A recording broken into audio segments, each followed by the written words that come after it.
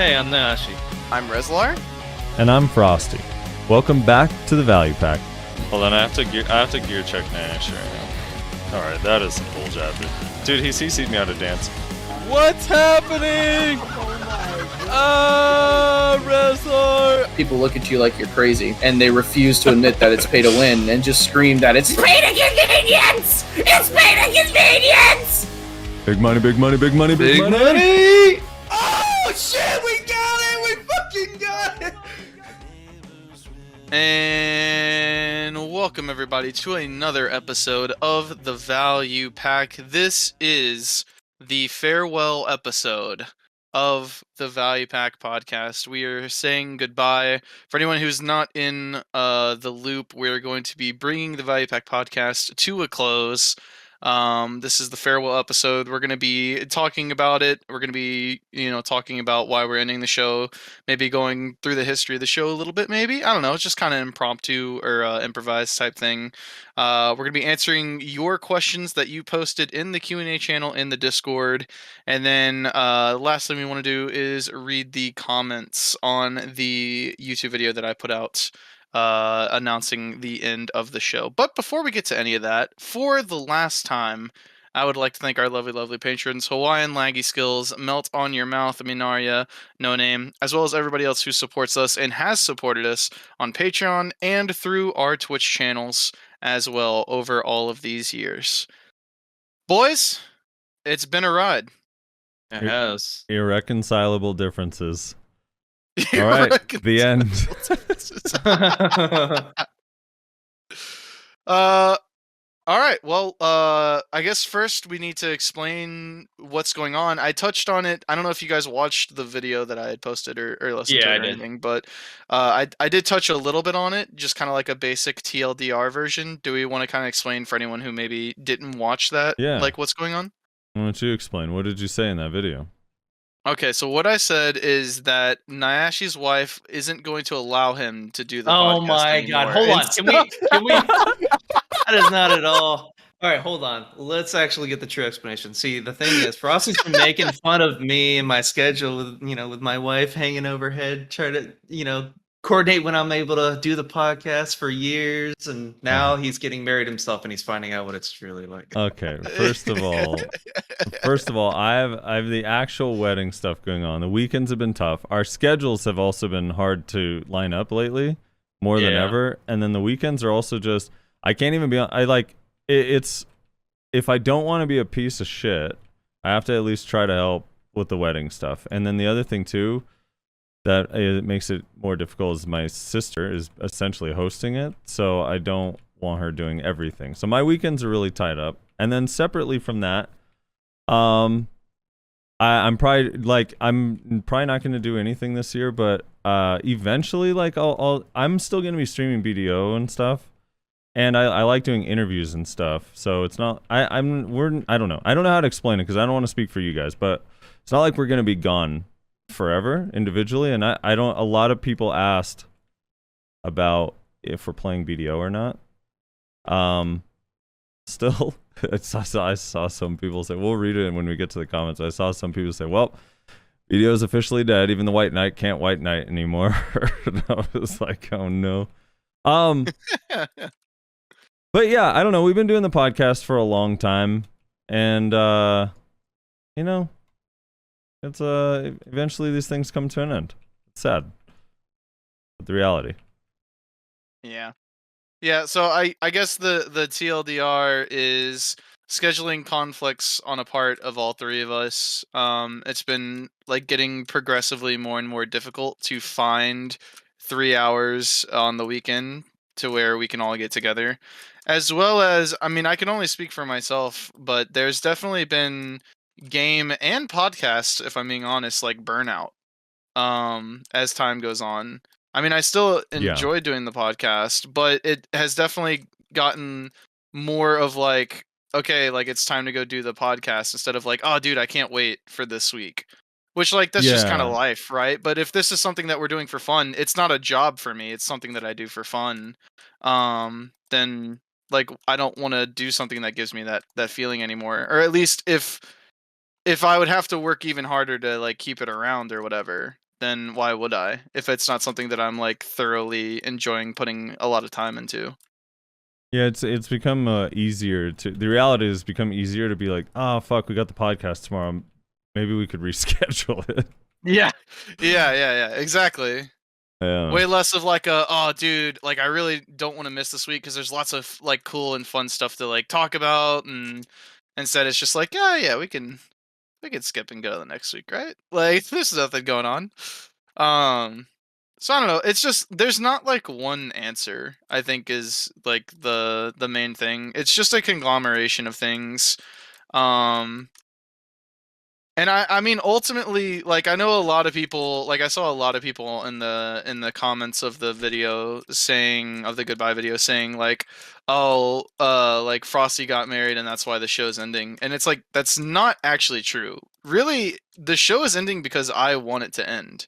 Frosty said, hey guys, I don't think I have time, I would like to step back. And then I was the one who decided I don't think the podcast is the podcast without Frosty. I think that if it were to be just me and Nayashe, or if like some people said, like I think in the Q&A channel they said, are you going to bring somebody else in to like be on the podcast? Like no, because that's not the show. That's not the podcast.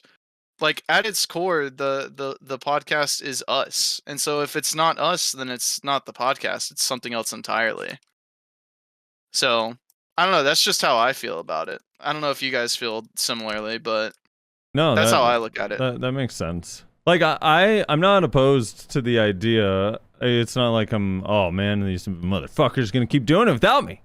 But but I understand that. But it would be a different show. Yeah, it would be a saying. different show. It'd be a different thing entirely. Yeah, for sure.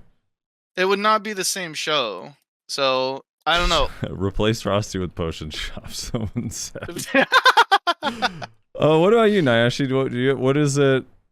He's being grabbed by Zerker right now, Oh, is presumably he? because he's muted. No, I'm here. Oh, okay.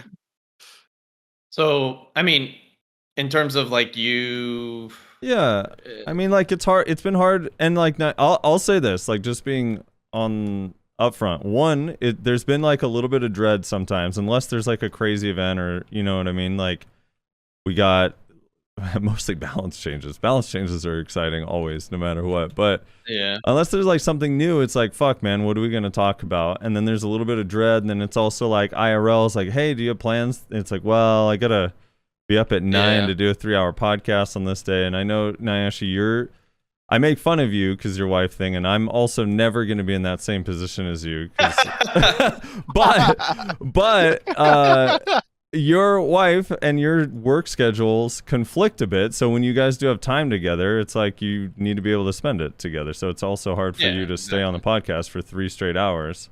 Yeah, I mean, she works on the weekends.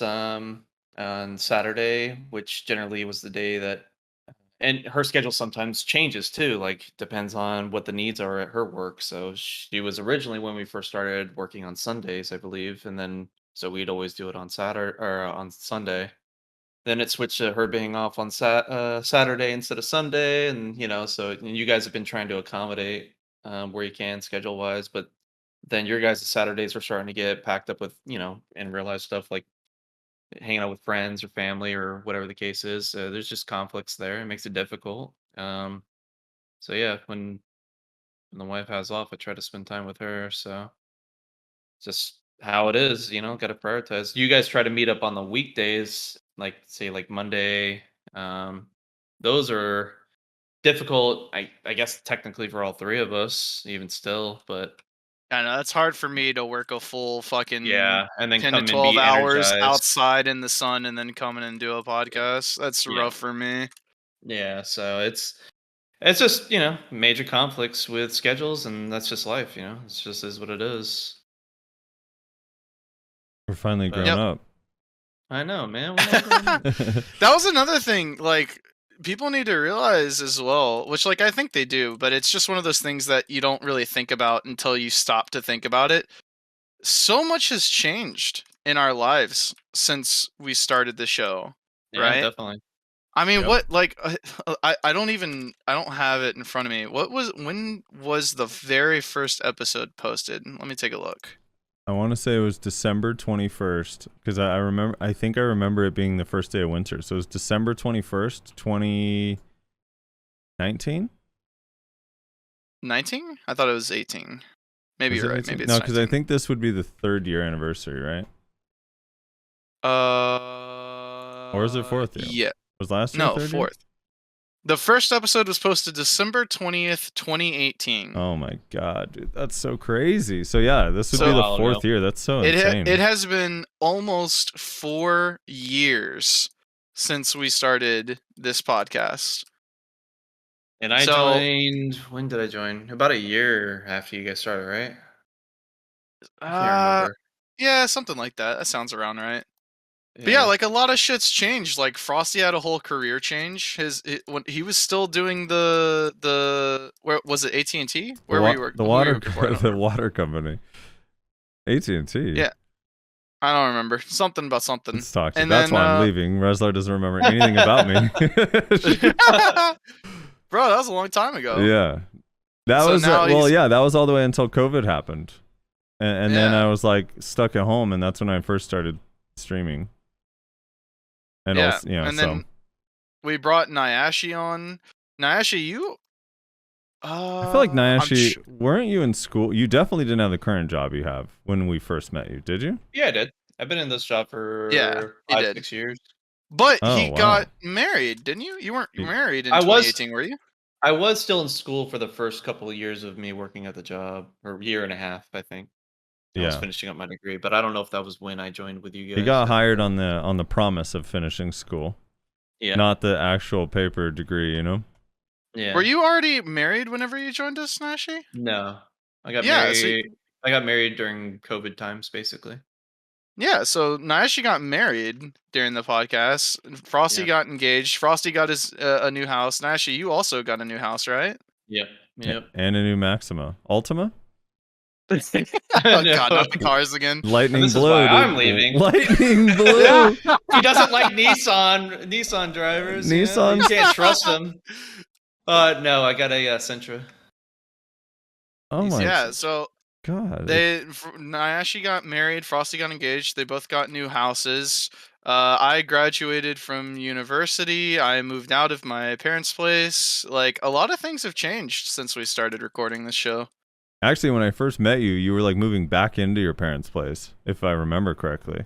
Yeah, because I took a break from university in 2017. And so whenever I decided to go back to university, my parents' rule was always if you're going to university, then you could stay here. But after you graduate or if you decide to stop going to university, you got to get the fuck out. So I took a break because I was just burnt out for a year. And so I had to move out. And then, so yeah, I moved back in to finish my university degree. He took a break to start Bloodline, the guild. Dude, that shitty 1-bedroom apartment, I have a lot of fun memories from BDO in that apartment. 2017 peak BDO, dude. Yeah, your internet was better there too, I feel like. That it was. That is not a Yeah. lie. That was like your best internet of the 3 places you've been, I think. So yeah, I mean, a lot of shit's changed, man. 4 years is a long time. Like you think of it in the grand scope of things, and it's not. But you actually sit there and think about what's happened, and it's like, damn, dude, that's crazy. Dude, I also think it's just crazy to be even like participating in a game for 4 years. I think is pretty wild. You know what True. I mean? It's like, Yeah. holy shit. It's true. Like when I think back, I feel like I was playing nothing but Counter-Strike my entire childhood, and then I look back and it was really like a year portion. and then no Counter-Strike and then eventually another year at some point. That felt like forever. It's like actually crazy. I don't know.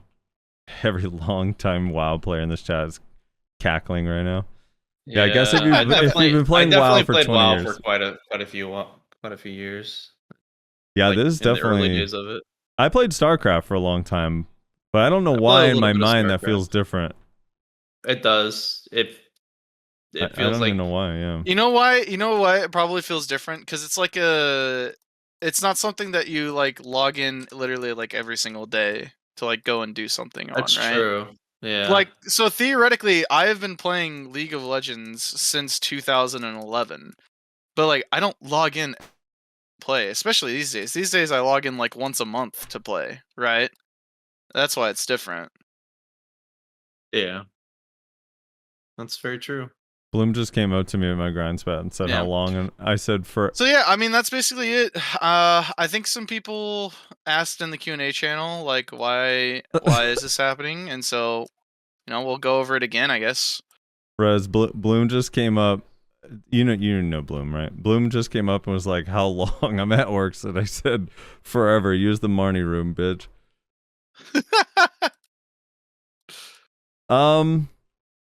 Yeah. No, the Q&A is gonna have a lot of really fun questions, I think. I tried not to look at all of them because I wanted to be surprised, but I definitely read same. through a lot of the comments. And I actually got like, it made me feel so bad, dude. Actually, the comments, I mean, they were like really, really nice, but because they were so nice, it made me feel like I was ruining something for someone. And I think that's shitty because I kind of know what it's like. Even subtle things, like I used to listen to, like there's different like tech podcasts over the years because I'm like a smartphone nerd.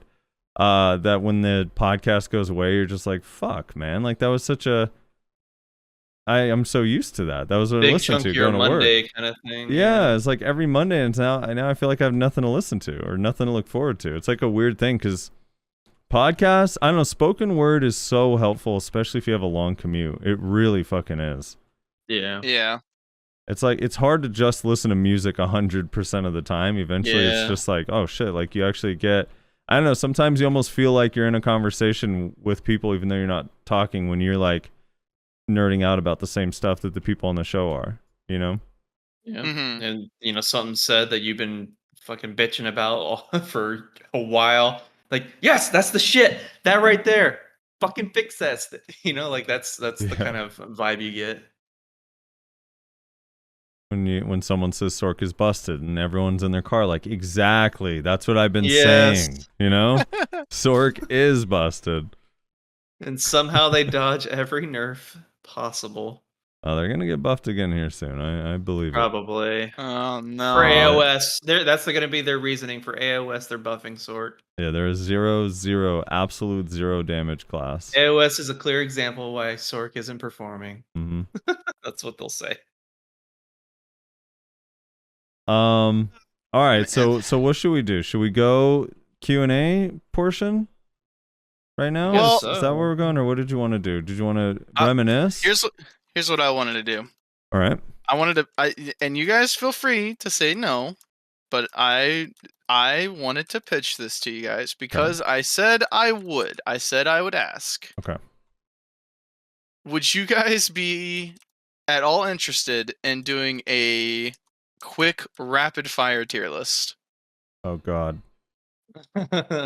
No explanations, not even anything on the screen, just really quick, what class is this? Bam bam bam. What class this? Bam bam bam. Etc. etc. All right, what is it? Is it like large Yeah, what scale format? 1v1? This is the thing that's so hard about a tier list There's right now. three Is different you got things to consider now. you got PvE, you have large scale, which I feel like these days has become so much less important than it used to be. Mm-hmm. Yep. And then you have 1v1, which you always could have argued the importance of it, and then you have AOS. So it's like, what would this rapid fire tier list be of? Well, in order to be rapid fire, it kind of has to be overall, right? I mean, not overall PvP and PvE, but overall PvP. That's just like, I don't know. That just sounds so awful. Like we've watched other people's tier lists and be like, oh my god, why are they doing it this way? Like it's just Like I said, if you guys say no, I'm fine with that. I only am asking because I said that I would, because a lot of feel like- people wanted it. And so I feel I like- said in that video, I said I'll ask them if they want to do maybe like a quick one, but I can't guarantee anything. That's literally what I said. AOS pretty much speaks for itself on the tier list front. I mean, just look at ranked, and that'll basically give you a really good Dude, idea. I do love too that AOS is like virtually no surprises. Yeah, Right? It's like you look at the top rankings and it's kind of exactly what you'd expect, and then you go across different regions and it's really like a matter of, okay, like some people like, well, Suck Mystic seems way more busted than it does on NA, and it's like, well, there's a lot more people there playing it, and it is super, super strong, but for whatever reason, a lot of people aren't playing it here. But it is, like, underrepresented here. But it's, Same like, with Valk, right? not a surprise, yeah. So, now, I guess the only surprise is in EU. They had, like, a couple shies that were, like, 1,600 and 1,800. And then here, they can't get out of 1,300. So there's that. That is a surprise. But yeah, I don't know. I don't know. I feel like the problem is, Rez, I'm so picky, and I need to do research and have physical proof of something. Like, for example, if I were to do like PvE tier list, I don't want to be like, well, Awakened Ninja is really good without physical evidence that Awakened Ninja is good or bad. You know what I mean? So I need time to do research. That's why the tier list for me is always hard, especially after a patch, because it's like, well, I need new proof that Sage has changed, which, by the way, I did get recently. Sage is very good. Awakened Sage is very, very, very good in PvE. But yeah, so I don't know. I don't love the idea of a rapid fire tier list, but I will say this: we could do a rapid fire of which classes need to be absolutely nerfed into the dirt. That would probably be a more appropriate tier list, honestly. Okay, hey, I'll take what I can get. What do? Yeah. We each get one? Is that what we want to do? Is it just one? Okay. How about we each get 3? Your top 3 most problematic classes, and then the reason why. Okay. Okay, that's fair enough. Well, how right. about this? How about this? Three classes that need to be changed for better or for worse. Oh, okay. So for better or for worse. Okay. Well, fuck. Yeah, that top makes it so 3. hard, because now how do you weigh it? Yeah. That's what makes it fun. All right. So let's go. Let's go around the room then. We'll do one at a time. All right. All right. So I'll start. Let's see in the order. I'll go. It'll go me, Nayashe, Rezlar. All right. Okay. All right. Sure. All right. So the first one. Oh my god, dude. I can hear a lot of hate coming from chat soon. Oh, dude. After what Crosby says. Dude, that's the thing, is Rezlar made it so much harder with the which classes need to be fixed. Hey, go ahead and say Kuno PvE for number 1. We all know you're gonna do it. I'm gonna stick to PvP for this. The PvE will never be fixed on the classes I want. So I've given up on that. That train is fucking left the station in 2018. Never coming back. Yeah. I'm gonna just say number 1 is probably has to be Musa, and partly because just the ease of use combined with the power and the double KD and the fact that you can't V out of their 2 primary CCs and the amount of damage and ease of mobility. Oh, Awakened Musa is just it's fucking crazy. It's just absolutely crazy. So I'll start with that. I saw Ronald J. I think it was Ronald J. I don't want to misquote, but Ronald J. said in someone's chat, I think we were watching Divios do AOS. It was either Divios or Armin. Ronald J. said in there that Musa is so overtuned, even dogshit players or something. I'm paraphrasing here, but he said something like even dogshit players can rank up on it, and then he says, "I'm one of those players." You know, and he's like actually decent at the class, so it's just like, oh no. All right, so now Nayashe, what's your first? So for better or for worse? Well, you already named Musa. That was going to be my top dog. If you didn't say that. Ooh. I'm kind of teetering between Stuck Nova needing it just needs more interactive play and less of holding block. Less a holding block. Yeah, it's kind of silly, especially from an AOS point of view. Yeah, I kind of have to say Stuck Nova. I'm sure a lot of Stuck Novas would complain and say, "Oh, we're not nearly as strong as some of these other classes out there," but as annoying as Awakening Musa can be and how strong it is, and like Suck Ninja's E buff being fucking absolutely busted, you just can't play around Suck Nova. Like the fact that you just get hit randomly by Icy from fucking nowhere, and then you go to actually like hit this fucker, and if you use any sort of unprotected skill or forward guard, you're gonna get caught by soldiers, which don't make sense. You In the don't back, you like- don't like when you click Icy Prison and you target player A and then the skill goes player A has moved. Now CCing player C. Yeah, basically, yeah. It shit just doesn't make sense. It doesn't make sense. Like, and the range on it is absolutely insane. And it's just like the class is just. I don't understand how players like playing it. It looks fucking boring. It's super fun. You're wrong. Is it really? It's It like looks it's boring as kind of shit. fun. I don't even know how to explain it. It's fun in like a Diablo kind of sense. Like there's something about or almost like a bullet hell game. You know how like bullet hell games you Yeah. progress over time, your guns become more insane. I feel like Yeah. when I'm playing Suck Nova, you are just throwing so much random shit and particles at people. There's like a bunch of pawns flying through them, the gargoyle, all the ice effects, your whip is Yeah, hitting you have them. no fucking idea what's happening. Yeah, it's like it's kind of, and then you see their debuff bar, and it's just they got fucking frostbite, DP debuff, slows. They got everything you could think of. There's something Yeah. about it that's like kind of fun, but the playstyle definitely is just it's like toxic. It's like such a it's toxically so- designed class. It's like they took everything everyone complained about with SA block classes and they just amplified it. They just like, how can we make this more cancerous? Oh, while they're in SA block, you just randomly get CC'd by imaginary things that you can't stop. Imaginary. Imaginary. Like shit just doesn't make sense. Like from a design standpoint, it's so unfun. Like to either deal with and unlike your feedback from it, like I feel like if I played it, it'd been I would just hate it. It's not for I would just hate everybody. it. Yeah, it's just so stupid. It just doesn't make sense. That kind of class just doesn't make sense in this game. It needs to be a more interactive type play style. It needs to be less about sitting in block. Like they complain about not having mobility. Yeah, sure, but it's like doesn't fucking matter. They can't do anything to you. Like every time I'm in an AOS game, if I have a grab class on my team and there's a Suck Nova on the enemy team, they're like, we got to get rid of that Suck Nova.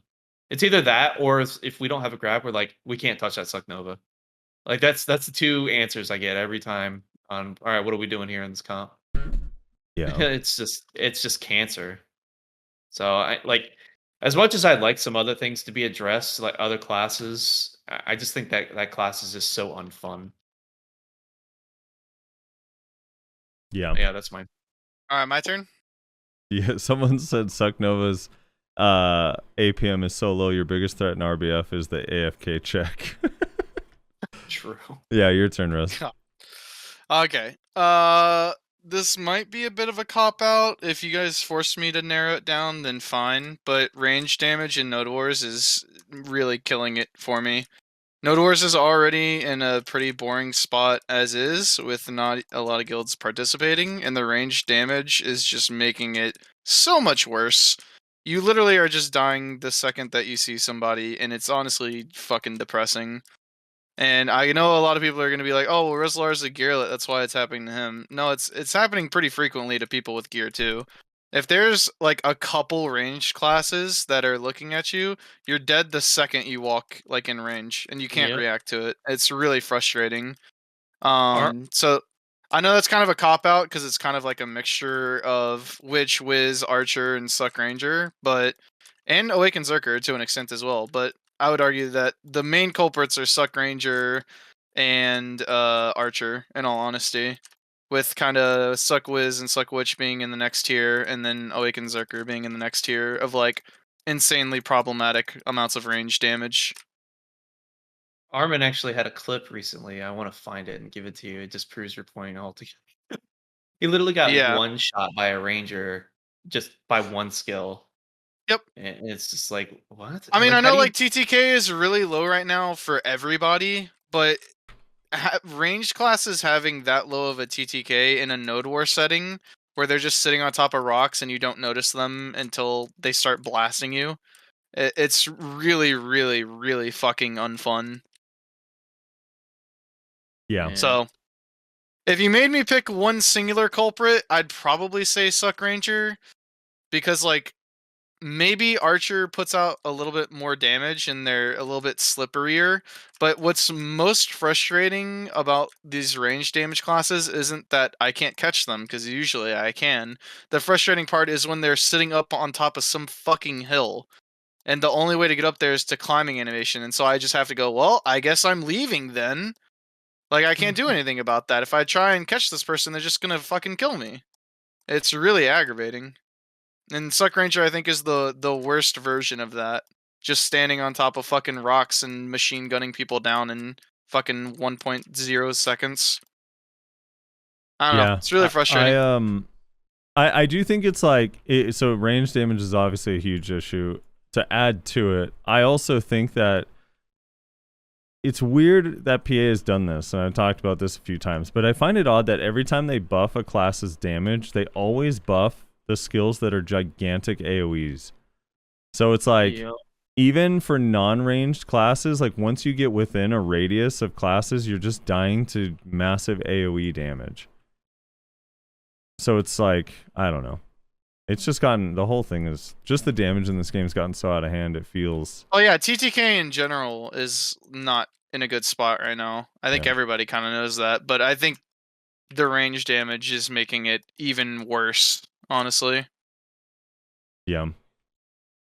So that would be my pick. If you forced me to pick one class, I'd say Suck Ranger, but honestly, Suck Ranger, Archer, Suck Wiz, and Witch, and Awakened Berserker as well, all kind of really big issues for the Node War scene right now, I feel like.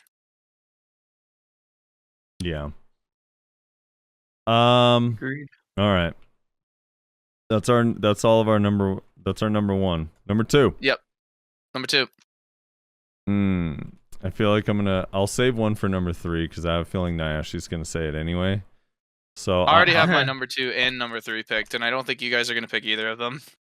I'm gonna do a buff one, and I can't believe I'm saying this, but I do actually like legitimately feel bad. I think there's a lot of classes. Just to preface, there's a lot of classes that could use some buffs here and there, but honestly, like Suck Meiwa is so. Oh man, Suck Meiwa is so bad. It like anytime I'm with a Suck Meiwa, it's like okay, because even you can make an argument like Suck Musa needs buffs, right? But at least Suck Musa's damage is so, even though they're so unprotected and are stam starved, they have something that's special about them in that if I land a CC like in Solaire, they will secure kills so quickly. So they at least have something. And I'm not saying Suck Musa doesn't need buffs. It definitely does. Like just Fiery Angel recovering stamina would be a huge help, the similar way to Musa has. But Meiwa is like, they don't even have that type of damage. They don't have like a bunch of CCs. Their catches are kind of lame. I don't know. It's just, that class just feels overall kind of...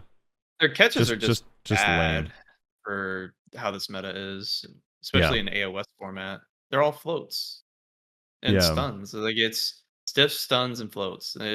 You can pull off some KDs, but it's stupid risky. Yeah, well, that's a whole other issue. I don't like that the KDs are so fucking relied on anyway, but yeah, agreed. But yeah, it's just the class overall. It's just you know, like the main thing, like you said, like they can secure kills with Suck Musa, but they're like their ability to peel and just outright burst someone during a peel is insane. Yeah, like, Musa will come up and literally hit your back a couple times when you're trying to do a protected combo, and you're like, well, I guess I'm V. Yeah, you have to V. And it's like you don't feel that same kind of pressure with a Meiwa, a Suck Meiwa at all. You just don't feel it. And they're just stamina starved constantly. Yeah, I know. I know Shies are going to be mad at me, but that PA's decided 3 years ago that class was never going to ever be good, and they tell you it every time they put you in a picture on a horse in patch notes. They remind you that this is what your character is best at, being a model. Playing the bongos. And I still think that you guys, all Shies, should rebel against PA and not support them by buying Shy costumes or anything Shy related until they fix that class. Yeah. All right, Nyashi, number two. Oof. Well, I guess number 2 is gonna have to be another nerf one. Suck Ninja E-buff. It's too Ooh, much. okay. Yep. It's too much. It needs to happen. They need to nerf that shit down. The amount of damage those dots pump out, like even in open world, it's insane. But AOS, it's just fucking. It's beyond busted on what it does. Like, I don't think that'll have major impact on players like Armin or Yellow for performance and whatnot. But I think the way that ebuff works, it just gives auto wins. Like people Yeah. could say, "Oh, if you see the E-buff, you need to, just run away for 30 seconds." No. Like sometimes they pop that shit when you fucking, they're in Viz, they go they jump on you, they have their E-buff up, and you just like you're fucked. Like it's too much. Too much. Way too much. Like you could be winning a fight and then all of a sudden you're losing because you disengaged because you had to reevaluate the situation because no one got CCs, no one got confirmed kills, or you did get Vs out of your opponents, but it's like, okay, now it's irrelevant because we're all at 20% HP because of the Right. fucking dots. So Like, I want to explain in crazy. detail because someone was asking earlier, why do people keep saying the ninja e-buff is too strong? And I'll explain it in detail real quick. So the way Suck Ninja's kit works, they already are applying bleeds that are really, really strong and powerful. For example, if you hit them with Red Rain, which is their Katana Shower skill in succession, adds 100 burn damage every 3 seconds for 9 seconds. If you hit them with Dark Frenzy, it's 80 bleed damage. If you hit them with Beheading, it's 80 poison damage. And these 3 different bleeds stack. But they're 80, 80, and 100. So all combined, 260 damage. When they They're e-buff, basically a pop mitigation. basically a pot negation. When they e-buff, 2 different things happen. One, their e-buff is not just strong because of the bleeds, but the bleeds are a major problem. But their e-buff gives them 20 AP, 20% accuracy, 30% critical hit rate, and ignore resist plus 15%. A lot of their really high damage abilities, like Blade Spin, actually have 0% crit. Blade Spin has 0% crit, Black Moonlight has 0% crit, Shadow Stomp has 0% crit, Foxclaw has 0% crit. So a lot of their abilities get a massive buff from the critical hit rate. But on top of that, all of the bleeds, every single one of your abilities, now apply all 3 bleeds instantly, and the bleeds change from 80, 80, 100 to 120 on all 3 of them. So it goes from 260 damage to 360 damage every 3 seconds for 9 seconds. And for the entirety of that 30 seconds, you're reapplying those dots every time you hit anybody. So it's like, it just makes them do a shitload of fucking damage in their actual combo. And then also when you get out, you never recover from that combo. Yep. So if they keep on you, like if they just chase you down, you just get whittled down until you're dead. And the other thing too is in Solaire, in particular, you have even less healing. So it makes it very difficult to deal Even with. more potent. Yeah. Plus the tier 3 it's- add-on from Blade Spin and Black Moonlight. They have 2 tier 3 add-ons on a 14-second and a 10-second cooldown, which usually they have a bleed on at least one of those. Yeah. It's so much stacked. It's literally anti-heal at an extreme level. Yep. So what is the tier 3 bleed is 150 every 3 seconds, right? I believe so. I believe so. Yeah, that sounds right. Yeah, so essentially if you get hit by Blade Spin when a ninja is e-buffed, not counting the amount of damage Blade Spin itself does, but over 9 seconds, you will lose 1,530 hit points. Jesus. It's fucking insane. It's absolutely insane. So that's why the ninja buff is just like, that's why I joked earlier before we started recording. I was like, yeah, sometimes your group, you engage without realizing the ninja had e-buffed, and now your entire team is in jeopardy because that's 1,520 damage to essentially your entire group, all 3 people. Yep. So very, very, very strong. Toxic. Very toxic. Yeah, very, very toxic skill. All right, so that's your number 2. Rez? I'm gonna end the podcast with the same way I started it, even though it's pointless because for some reason, it just doesn't happen. Sork iframes in this meta with this TTK. What the fuck? It's way too much. And also, the thing is I kind of feel bad for Sorks in a way because, like, you hear Sorks all the time complain about their damage, but you can't have insane damage when you survive as much as they do. I have a feeling if you ask Sorks, would you rather do very little damage and have a bunch of iframes, or have less iframes but be able to, like, pretty reliably kill people? They would say that they'd rather just be able to kill people. So I kind of feel bad for them in a way. But yeah, the iframes right now are insane. I hated iframes all the way back when we started the show in 2018, and I hate them even more now because now the TTK is insanely low, which means the value of iframes has gone up significantly compared to when we first started the show. Iframes are insanely strong, and I don't think that there's enough consideration as to how powerful they are compared to the other two protections. So what would you change, I guess, exactly on Sork? Like, would you give Nightcroak? I don't know. a I'd have to cooldown, talk or- with some Sorks about it. You know, I don't play the class, so I can't really say like I have a definitive fix. And it's really not just a Sork problem. I think there's too many iframes in general for how low the TTK is. Which again, this could just be a TTK problem. Just fix the TTK, and I don't have as much of an issue with people spamming iframes. But like DK has a similar problem, where just the amount of iframes that they have is too insane, as well as being able to pump out the insane damage that like Sorks cry that they don't have. So yeah, I mean, I don't know. I would have to talk with some Sork players to try and find something that would be like fair, but I think it's too many iframes, honestly. It's way too many in my opinion. Infinite, some might say.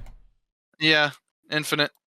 I mean, it's just too much. iframe class. When people are dying in 1 second, and then you have these classes, because it is multiple classes. Sork's not the only culprit; it's just the most egregious, I would say, that are able to just say like, "No, I'm just gonna avoid all of that damage," and then pop off my 0.01 second animation CCs. Like, it's really frustrating. that are now mostly protected. Yeah, exactly. It's really aggravating. Yeah. So my number 2 would be really just iframes in general, but again, just like my number 1 pick, if you force me to single it down to a class, Sork is the most egregious, even though arguably DK is a greater offender in terms of they survive way too long with iframes and pump out more damage than God or anyone has ever seen. Yeah, that damage is fucking crazy. All right, so that's everyone's number 2 then, huh? We're done with 2? The last Yep. and final, and it didn't have to be this way, but for some reason, 2 weeks ago, Perlibus decided it did have to be this way. So my number 3 is going to be Succession DK. I think that class Oh my god. is so wildly overloaded in every aspect now. It was already one of the hardest classes to catch because of the way their mobility works and their iframes work. And then also when they did land a catch, their damage was insane. But one of the minor openings that they actually had is now gone. And then that Camouflage teleport it's so insane, dude. I'm trying to imagine a world where a faster version of Tenon Cutter, where the hit is also taking like 20 to 30% of your health because it's equivalent to like a full charge Grim straight to your fucking back. And then also KD. And then also when it does land a CC, it's a fucking KD. So you can't V and you're on the ground longer than any other CC. The whole thing is just, I can't even believe it's real. And we're getting to the point. So most of the DKs I talked to initially were like, "That's insane," but then now, as time goes on and on and on, DKs more and more like People want to keep it, so they downplay it. Well, you could just do this. You could just back away from it, or you could just turn. They don't do you that. could turn your camera and grab. It's like, oh yeah, can I? I can fucking just line up the fucking grab with your teleport and hope to God my grab's off cooldown and I don't mistime it. 1 frame fucking instant teleport behind me. Like, yeah, sure, okay, guy. Yeah, just grab him, bro. Yeah, unfortunately, that shit is just way overtuned, and it's also one of the few classes that you actually see like can separate from your group and then just go isolate and kill people by themselves. Yep. Absolutely. Like- Because of that now, they have so much basically, unless you resist their CC, they will kill someone in a one combo. For sure. It's Yeah, with ridiculous. the proper combo, they definitely will. Yeah. It's crazy. And then, dude, I even got like someone non-ironically saying, well, if you want to get rid of the Kama jump or the airstrike, then give protection to enforcement. It's like, no, dude. I don't understand this notion that you The shouldn't Musa have strategy. that you shouldn't have a single unprotected skill in your high damage combo. Like, give me a fucking break, man. It's just, Yep. I don't know. Just crazy. But yeah, that shit is, it's so overtuned. Dude, we're like, we were in a 2v1 against the Suck DK, me and Bear and Solaire. This actually happened to us in 2 different games with 2 different DKs where we're in a 2v1. It was Suck Kuno, Awaken Sork versus Suck DK, and like you just feel like you're at the disadvantage. You're like, well, fuck, dude. Like, we got to try our best not to let this guy kill us. That's our goal. Whereas, like, everyone else, it's like, I was chipping down. If you land a random CC, you'll get it. But it's like, dude, I am in constant danger. It's not like Bear's not going to run anywhere. You go in Nightmare and hide, and then you come out, and it's like, the DK is never going to be able to... I mean, you're always going to be able to outrun the Sork on a DK. So it's just like, Jesus, man. That shit is actually so crazy. So, Nashi? up that class. I guess I got to go with a buff one this time. I've been so negative these last 2 picks. You have. Let me see. I guess we're gonna have to go with probably. I don't know who I want to give. Who I want to give the love to. It's probably Warrior, right? Now that they're useless without Gravedigger. No, you know how many Warriors have said they've been useless ever since. It's hilarious to me. And then Hands, I played with Hands yesterday, and he actually absolutely dominated. So I'm like, okay, guys, whatever. No, I think there's something there actually. I got out DPS'd by a Sha on my Warrior a couple weeks ago. I think they're pretty bad now. Akari Suckmay was already mentioned by Frosty. He actually gave you guys some love. Yeah, it is So true, I can't- Akari. I I can't said pick- if any can't class pick needs to be Suckmay. buffed more than any other class, it's Suck Meiwa. And the only reason it's not Shy is because all Shy should be in rebellion against Pearl Abyss for what they've done to that class. Yeah. You know, honestly, I kind of think we're gonna have to go with probably I feel like I'm about to get mad. Awaken Mystic, maybe. Oh, okay. Okay. They don't have any damage. I know Awaken Kuno, I said yesterday, did like it's like they had all that damage just to do nothing. Oh, speaking of DKs, hold on, I'm getting attacked. Oh no, dude. Don't Why get is he- grabbed, Nayashi. Where are you getting Why can't I- attacked? I'm At doing Bloody my wrist Monster? and- You're Man, getting Arsha. attacked during your oh, an Arsha. Okay. He can't attack me. My boss already spawned, but yeah, he tried to attack me immediately though. It's weird. Anyways, yeah, Awaken Mystic. I mean, I hate the vacuums. I think they're cancer. Hmm. I think it's a very lame way to catch someone because it's basically a grab without actually grabbing, unless you're an iframe class, then you can get out. But they really don't do anything. Yeah, Beyond that. they have like okay utility, and that guy Travesty's been doing pretty well on it. But it's unfortunate when you see like he alternates between Suck and Awakening. oh, I does he? fought him as both Suck and Awakening. Okay. Yeah, so I don't know how much of it is Awakening. I'm sure majority is Awakening because he loves Awakening, but I know he's been on Suck too.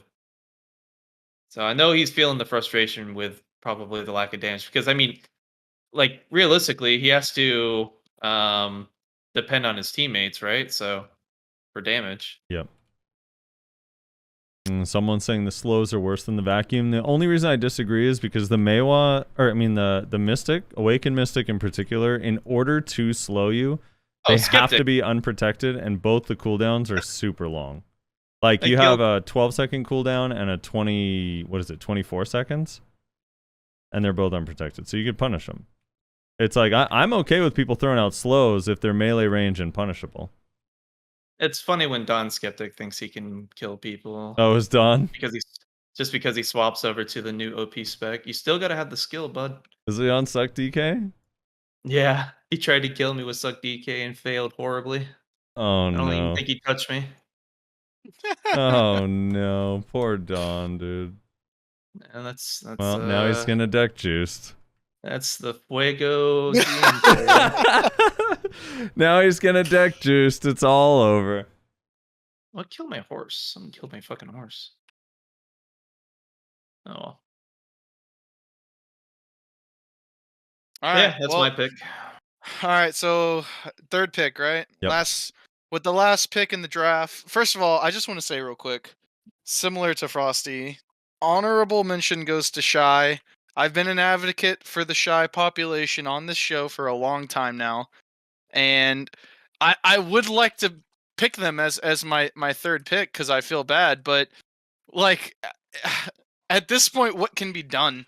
I mean, the more that time goes on and they just keep like doing all this weird shit to Shy, the more I'm in agreement with Frosty that it's just like there's no hope.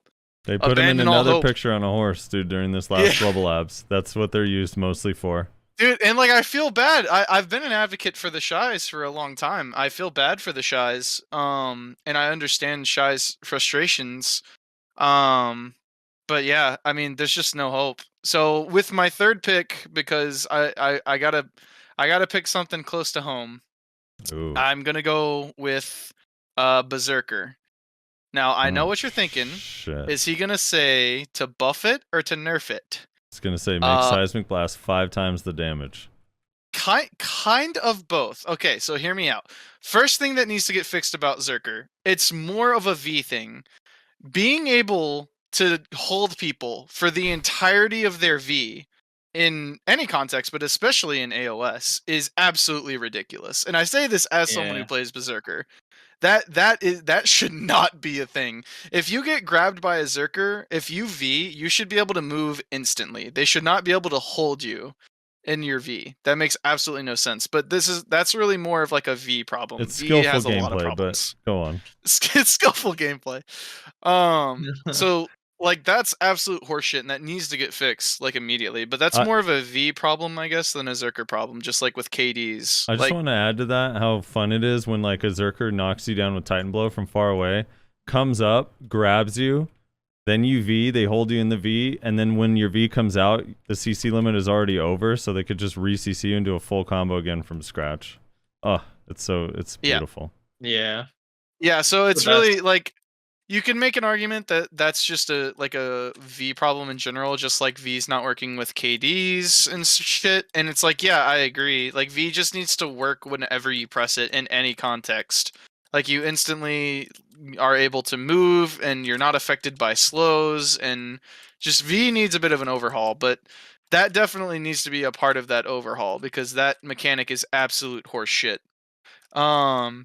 Eumenadice said, if you get grabbed by a Zerk, you are probably Nayashe and probably in voice call with other people. True. And then part 2, there's 3 parts. Part 2, Suck Zerker is still insane. I know that like we have bigger fish to fry, so like it's less of a concern now than it was in days past. But Suck Zerker is still crazy. Still needs to have some changes done to it, some nerfs done to it. Again, like we've talked about before, most likely, or the most likely changes that would be meaningful would be some stamina changes. The fact that you don't have to manage your stamina at all on that class is ridiculous. And again, I say this as someone who plays the class. And then part 3, the final part, is I still am not a fan of the Awakening. Awakening playstyle. Post rework. I don't think that Awakening being this ranged playstyle is good for A, the Berserker, and B, the game. There's already too much ranged damage. Titan Blow does not need to be another contributing factor to that. I'm sorry, it just doesn't. It doesn't make sense. And I know that there's some Zerkers who like the new playstyle. Not a lot of them. Most of them hate it. But like, it just doesn't. It doesn't mesh. It doesn't mesh. The playstyle doesn't work for me. I don't like it, and I don't think it's good for the game. And so, I don't know if you need to unrework fucking Awakening or what. But yeah. Titan Blow is way overtuned, and their ability to pump out damage when they go in and do it safely is way too low. That needs to be a reversal. The damage needs to be taken from Titan Blow and put into their engagement combo. I see. By the way, Etsu joins just after we talk about DK, of course. Although Etsu's one of the few DKs that's playing Suck that's like, what the fuck is this monstrosity I'm on? Yeah. So Etsu, credit to Etsu. Yeah, Etsu would actually be the one individual that would actually be all about getting that shit nerfed. Yeah, there's our 3 picks that need to be changed for better or for worse. For better or for worse. And obviously, like you mentioned in the beginning, Nash, I would love for Awakened Kuno to be good in PvE, but Pearl Abyss did say that they are already good enough in PvE, and that's why they're not getting changes. So, is that it? I mean, it has to be. It must be. Yep. Feels bad. All right. What next? We going to Q&A? Yeah, I guess it's time for Q&A. Okay. You want to read them? You want me to read them? That's what I was gonna ask. I can read them if you're grinding something important. Nope, I'm not. I'm fine to read them. Okay. I'm currently grinding Nagas like it's 2017. So. Like desert? Yes. Are you on a seasonal character? No. You're grinding desert Nagas on your main? I'm on Musa that I tagged with my gear. Okay. But yeah, essentially. I'm trying to get ranged AP artifacts. I need one more so that I can have ranged AP artifacts for the Archer and Node Wars. And all of the grind spots for the ranged AP evasion and DR suck ass. So... Actually, someone in chat says, also Suck Ninja ebuff doesn't need a nerf, it's a 3-minute cooldown. Oh, that's coming from a Suck Ninja, so I mean... Then fuck it, buff Zerker's Q buff again. It was only a 3-minute cooldown, who cares? Q buff back. 3 minute cooldown's the logic? I mean, Jesus Christ. Tell Rez to go to Kratuga. I think you want skill points though, isn't that why you're grinding? No, so the reason why I don't want to go to Kratuga is because every artifact drops there, right? Yeah. So my thought process is I have a 1 in 3 chance of getting the ranged AP here. I have a 1 in... Go to Kratuga. You get so many more artifacts that the chances are way higher. And you actually make really good money there. Yeah. Dude, Kratuga you get like 6 to 10 artifacts an hour there if you're grinding efficiently. It's fucking crazy. Especially on a Musa. God damn. Yeah, that place is actually nuts for artifacts. I thought the same thing as you. And I was like spending time at Thornwood, and then I went to Kratuga and I was like, oh, okay, I get like every 2 hours, I get one of every artifact in the game. Nice. Holy shit. You just get so many there. It's great. And now that they removed the cheering, it's really nice too, because you used to just cheer constantly. It was annoying. Yeah, and Agris is super efficient there too. Okay, maybe I'll run over there. Yeah. Unfortunately, you need a Black Spirit claw piece. Let's get in. All right. Q&A. Right. So we opened up a channel in the Value Pack Discord just for a Q&A, but a bunch of people posted a bunch of questions in here. And then I think because they were just really nice, I think it'd be a cool way to go out, but reading all the comments on the video, because people said some really cool things, and their voices should be heard. And mostly it's people arguing with us for the last 3 years, so it's kind of cool to just see mostly positive stuff in there. It was, like a nice change of pace. That is nice. Because I feel like over the years I've just pissed people off. So for people to be like saying some of the crazy nice things that they said, it was like actually really... I was like telling Miss Rossi, I was like, dude, this just makes me feel like a piece of shit now. Like, oh my god. All right, so here's the Q&A. These are questions that people asked in the Discord. and starting with Enfrax, who, by the way, Enfrax has been with us since the very, very beginning. He's been to like every community night.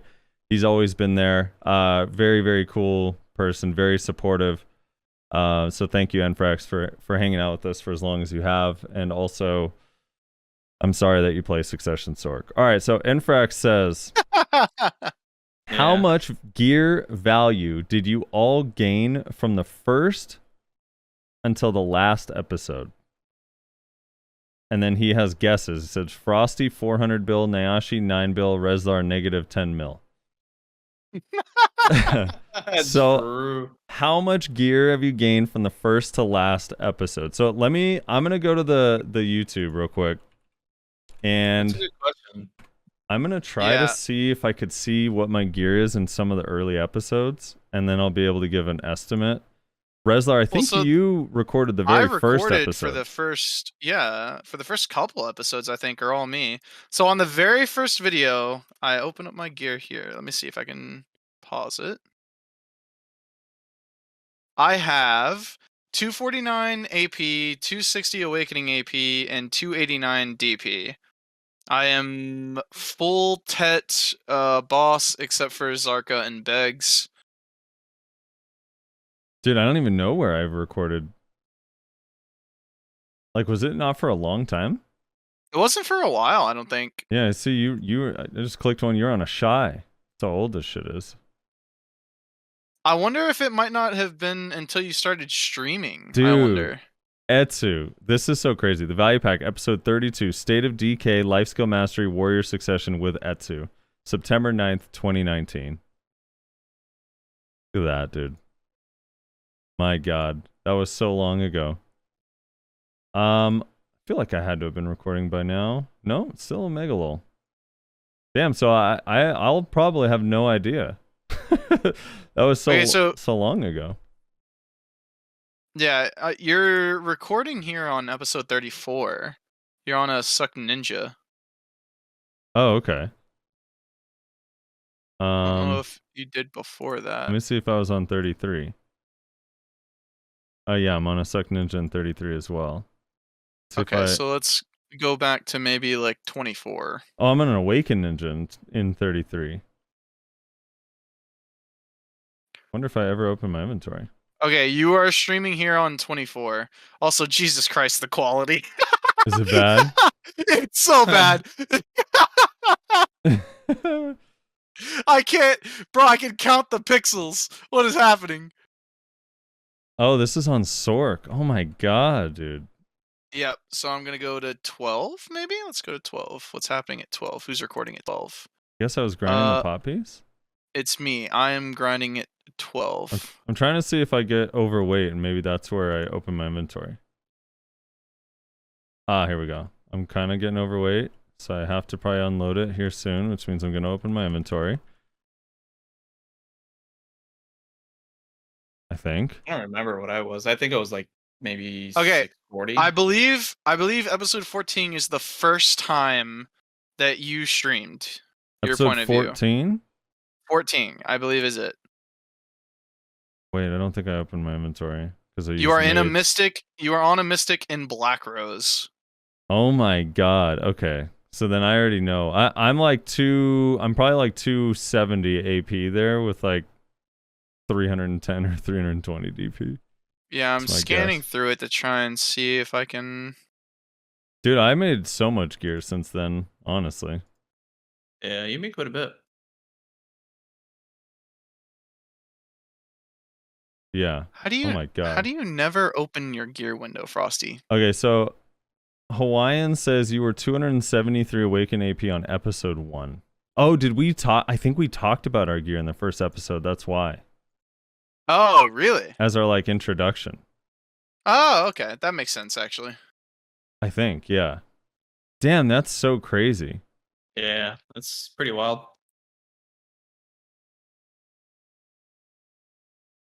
Yeah, so dude, honestly, okay, so these guesses. So how much raw silver and gear did we gain over the years? Mine has to be in the like over $1 trillion. There's no way it's 400 bill. You definitely made it around that, yeah. I've spent more than 500 bill on just my earrings. as I swapped them and sold them, got taxed, bought new ones, sold them, got taxed, bought new ones, sold them, got taxed, you know? You know, you're making decisions. Nayashe is probably somewhere around 70 bill. He's only gotten his ogre ring since the No. very first time. What? Are you Just serious kidding. right now? No, I'm kidding. I'm kidding. Well, I made major gains. I probably grinded 200 to 250 bill. I want to say, because I mean, I've C20 gloves, boots. I have the ogre. I have Oh yeah, the tongue grad build. I try Fallen God, try Labresca. I have C8 Nover. I have Pen Nover. I didn't have that when we first started. His pronunciation of Nova hasn't changed over the years. That's been pretty consistent. Try God Eye. Trying to think what else. What else? There's so much shit.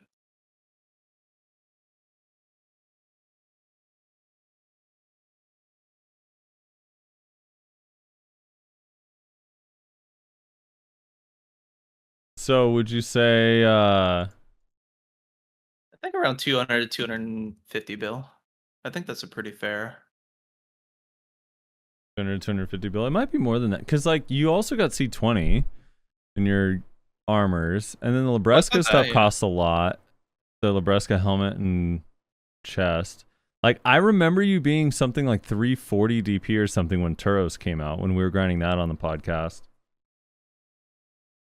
So yeah, dude, you made a lot. I don't know, a few hundred bill, maybe like 300 or 400, if I had to guess, because of accessory gains too. Someone's asking how much I spent on. I've spent around 200 bill on tags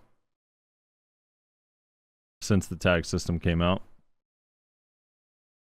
It's a problem. Reslar, how much gear did you gain? See, Reslar did a lot of side grading, which is why I think people think Yeah. it's negative because of the whole Black Star armor phase. I mean, It's just he had a Black Star armor like age, you know, like he had to prove it was good. I mean, I don't know. I not a lot. The thing is the negative 10 mil probably isn't far off. So hold on, let me look at this gear again, and then I will tell you what is different. How about that? That sound like a good deal? Yeah. All right. So what's different here? So I have Duo Fallen God Helm instead of Tet Gaiath. So I'll just do the numbers, I guess, since I have a Nuver, so it translates pretty equally. So I went from 249 main hand to 293 main hand, 260 Awaken to 297 Awaken, and 289 to 359 DP. And I do have a Turo spell too, so stats are kind of deflated because of that as well. So I mean, yeah, I mean, I got Tet Distos. In this picture or in the first episode, I have a Kaposha earring and a Tri-Tungrad. I had Distos, and then I swapped out one Tet Disto for the Pen Narc, the free Pen Narc. I have a Tet Crescent and a Kaposha ring. Now I have Tet Ruins and Pen Kaposha ring. Tri Ogre. I have the Pen Kaposha neck, and then Tri Bassi belt. Now I have Tet Turos. So, and then obviously full pen now instead of mostly Tet with a couple tries. So, I don't know, not much. Maybe like, fuck, I don't know. It's more than you I don't know. think, though. It's more than you think. I don't know what the math is on that, but yeah, no, I mean it's not actually negative 9 mil, but like it's not as much as you guys, that's for sure. But I've never Yeah. really cared too much about gearing up, so Yeah, I've been a grinder forever. yeah. Lately, during Solar, I haven't been grinding nearly as much, but I've been pretty consistent about doing at least 1 hour a day of grind on Solar ladder days. On non-ladder Yeah. days, I grind a bit more.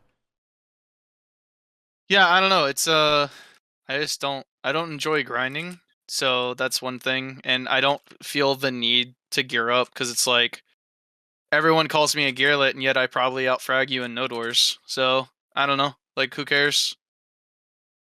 All right. So the next question, the Musassin, Oh, one of the God. all Here stars we go. of the show. He's been a fan favorite from the beginning. The Musassin, one of everyone's favorite people. He asks, he has a few questions here. So we'll go through these one at a time. Why is the value pack ending? Is it because Resler refused to gear chase? Oh man. So we addressed it when we started. Basically, scheduling conflicts plus some burnout.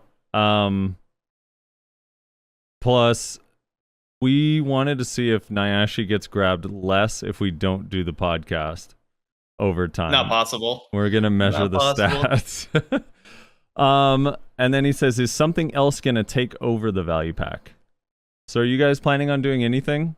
Anything like BDO related? Just BDO and stream when I have time. Basically, Yeah, my goal. same. I mean, Yeah, nothing's gonna it's- replace the value pack is irreplaceable, so nothing's gonna replace it. I still stream full time, and eventually I want to do something that's like a very interview focused or just like debate, but I don't know what yet. There's no solid plans. I can't even think about it until after this wedding. Dude, weddings are fucked. All right, so dude, it's just so crazy. It's like every little thing about a wedding is just so absurdly overpriced. It's actually just such a scam industry. The whole industry is a goddamn scam. It's fucking crazy, dude. It's so crazy. Oh no. All right, so his next question is, do you have someone in mind for that? No, since we don't really have any succession plan. What's your fiance/wife main character and gear score? I don't think any of us have someone that plays, so 0, right? Or Rez, do you? I don't know, I guess. No. Will you invite the Musassin for the last value pack as an honorable guest? Oh man. I think it's quite fitting that you never got airtime. It's a good end to the arc, to the character It's arc. a good end to the character arc, and also we can stop paying you for your takes now. You don't have to keep going. He was a plant the whole time. Yeah. You guys thought that he was just this ridiculous character? No, we paid him to make content for the comment section. Oh man. Rez, this one's probably more for you because you're the one that manages this. But will the value pack Discord be disbanded? Actually, yes. It's one of the things I was going to talk about at the end of this, but yeah, I will be closing the Discord.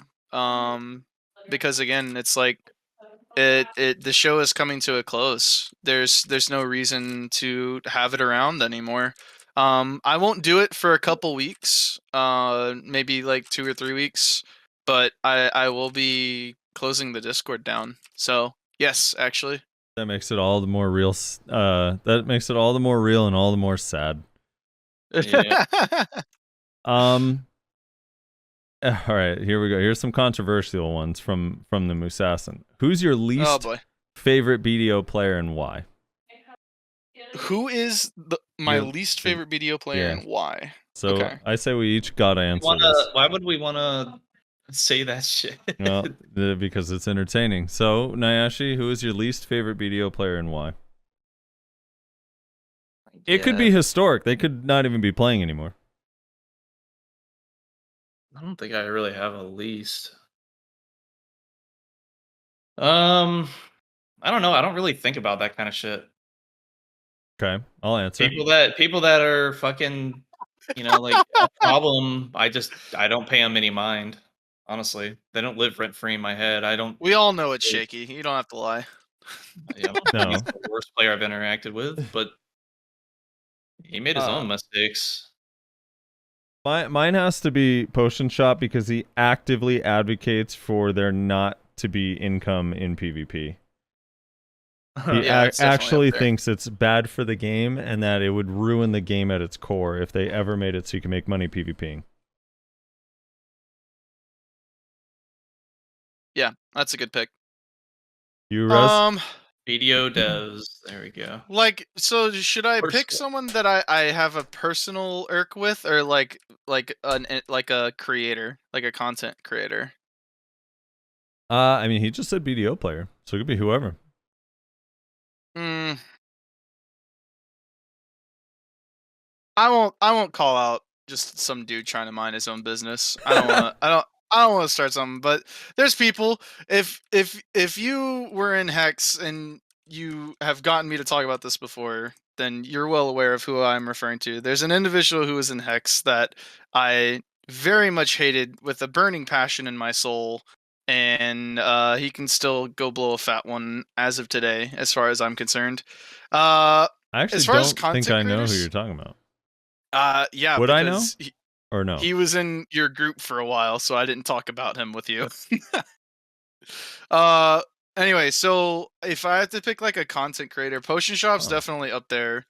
But I know that this is gonna be pulling like way back, but do you guys remember fucking what was his goddamn name? The Pure Luck GM from back in the day, who's just like a genuinely like awful person and like I don't know, just a toxic ass individual. Was it King of All Sand? Was that his name? Was it? He was the GM of what guild? Pure Luck, I thought. Was it not? First of all, King of All Sand is a goddamn hero. All right. Don't believe you. But yeah, pretty The sure it was American King of hero. All Sand that was the GM of Pure Luck and was a relatively popular streamer like back in the day. And just a really toxic individual, like insanely toxic individual. Really, like I feel like if I picture toxic masculinity as much of a meme as those two words put together are, like he is the definition of that. And it was a really weird time in BDO, where he was like one of the top streamers. So I didn't like it. I didn't like that time in BDO. I didn't like the Twitch scene during that time in BDO, in large part because of him and all his little goonies that he had following around. Wasn't fun. So if I can't pick Potion Shop for the same reasons that you listed, Frosty, I'd probably go with him. I'm still racking my brain on this person in my friend group. I'm imagining it's poor Bloom because Bloom is such a dick. It is not. I will message you, but Okay, I'm don't. like- You're not allowed to out All right, on all the right. stream. Oh man. I was like, it's gotta be. Oh, that person was never in my friend group. No, I thought he was. No. You have a. I don't share the same disdain for as you, but definitely that person gets on my nerves. Okay, yeah. I from the moment that person joined the guild, I was like, I don't like this person, and then just the more I interacted with them, I was like, okay, yeah, it's growing on me why I don't like this person. It's becoming increasingly obvious. Dude, I was sitting there thinking like, fuck, it's got to be like Bloom, Bear, or Sammy. I don't know who else. And then I was like, maybe Dreamery and Rez got into a fight back in the day, and I don't remember that. Okay, got it. Yeah, no. I don't think anyone would even know. All right, so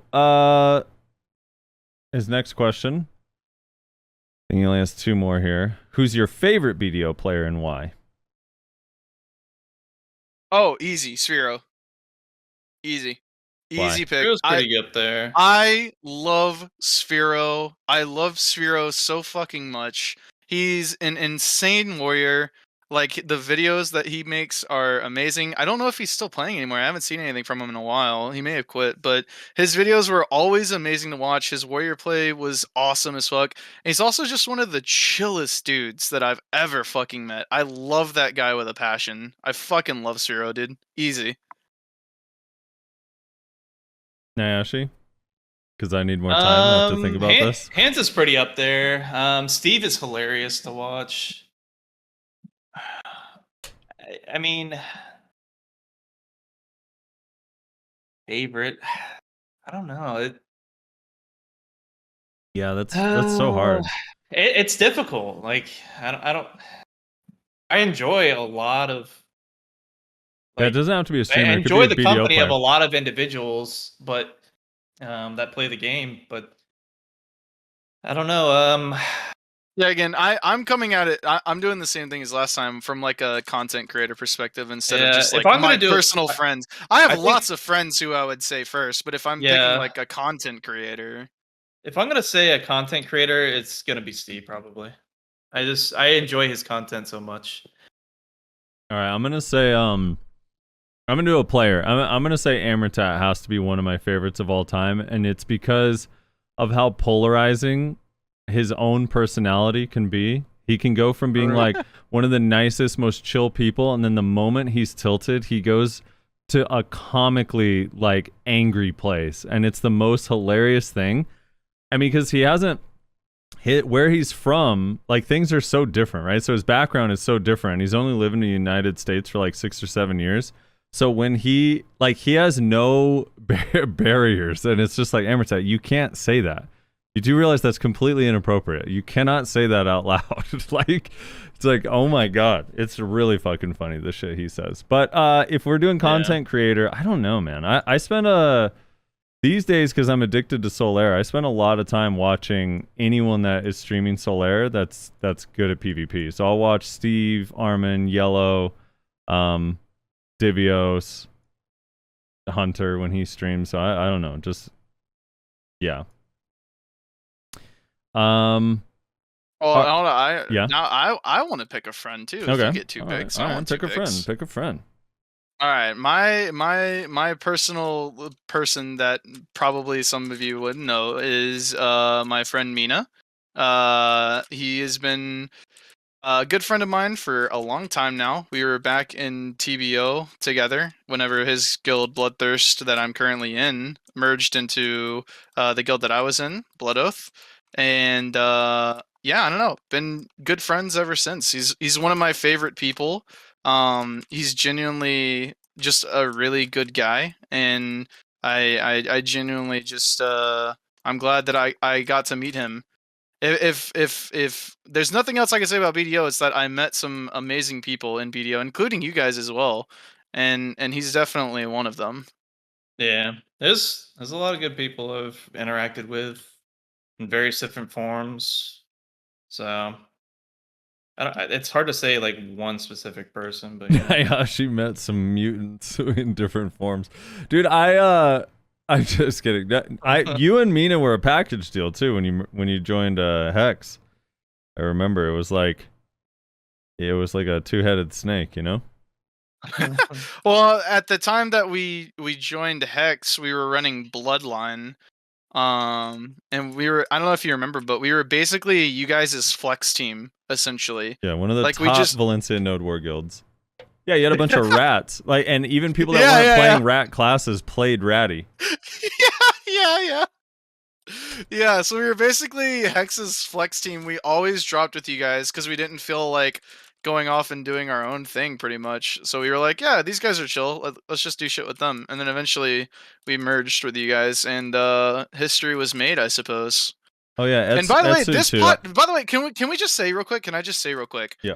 For all the people who have no idea who Mina is, which is probably most of you, Mina is literally, I am not exaggerating, the only reason this podcast exists. Because it was Mina who introduced me to you. He was it also was one of our Mina- first guests. Yeah, he was. And he's the only reason. If I had never met Mina, then I probably, can't say for certain, but I probably never would have met you, and this podcast would not have existed. Yeah, he was. I remember at the time I was fighting people in, I guess it was Blood Oath or Bloodline at the time at Basham Base, and they were like, "Our barcode friend is coming," because Mina was in barcode at the time, and I remember like he came out and, you know, he had like more gear than everyone in his guild, and at the time I had more gear than everyone in my guild, and then he and I just went to BA. We're like, well, let's just save respawning at the node and go Battle Arena, and we stayed in Battle Arena for like hours, and then we ended up talking, becoming friends, even though the whole situation started off as toxic. So it was kind of interesting. Oh my Nash, God. do you want a second pick? I don't think so. He hates I everyone. don't- Yeah, I hate everybody. All right, last thing. Wait, no, this one we're not going to do because we already said least favorite, and this falls into that same category. He said most annoying BDO player. Musassin. All right, Mineria says. Next question. Mineria says, what are some of the best memories / jokes you remember of the show? I mean, definitely up there, if not number one, is Nayashe getting grabbed by a Zerker every time he's not paying attention. Yeah, that meme going on forever is pretty funny. I love the. I don't know why it sits in my head as sounding so funny, but that fucking day where I asked like, oh, what didn't we get in this patch that we should have gotten? Like, what do you guys feel is missing from this? And then I was like, starting with you, Nayashe, and he starts naming a bunch of things we did get.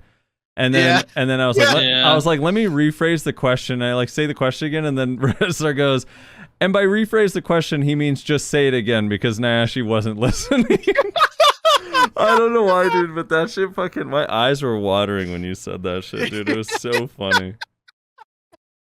Oh my fucking god, that shit was hilarious. Oh, dude. Nayashe forever plagued by Zerkers. Never changed Nayashe. Never. Dude, Oh my Zerkers. fucking god. Nayashe coming in, or Anfield coming in with the raid. We had Anfield on. Did we have him on more than once? We had him on twice, didn't we?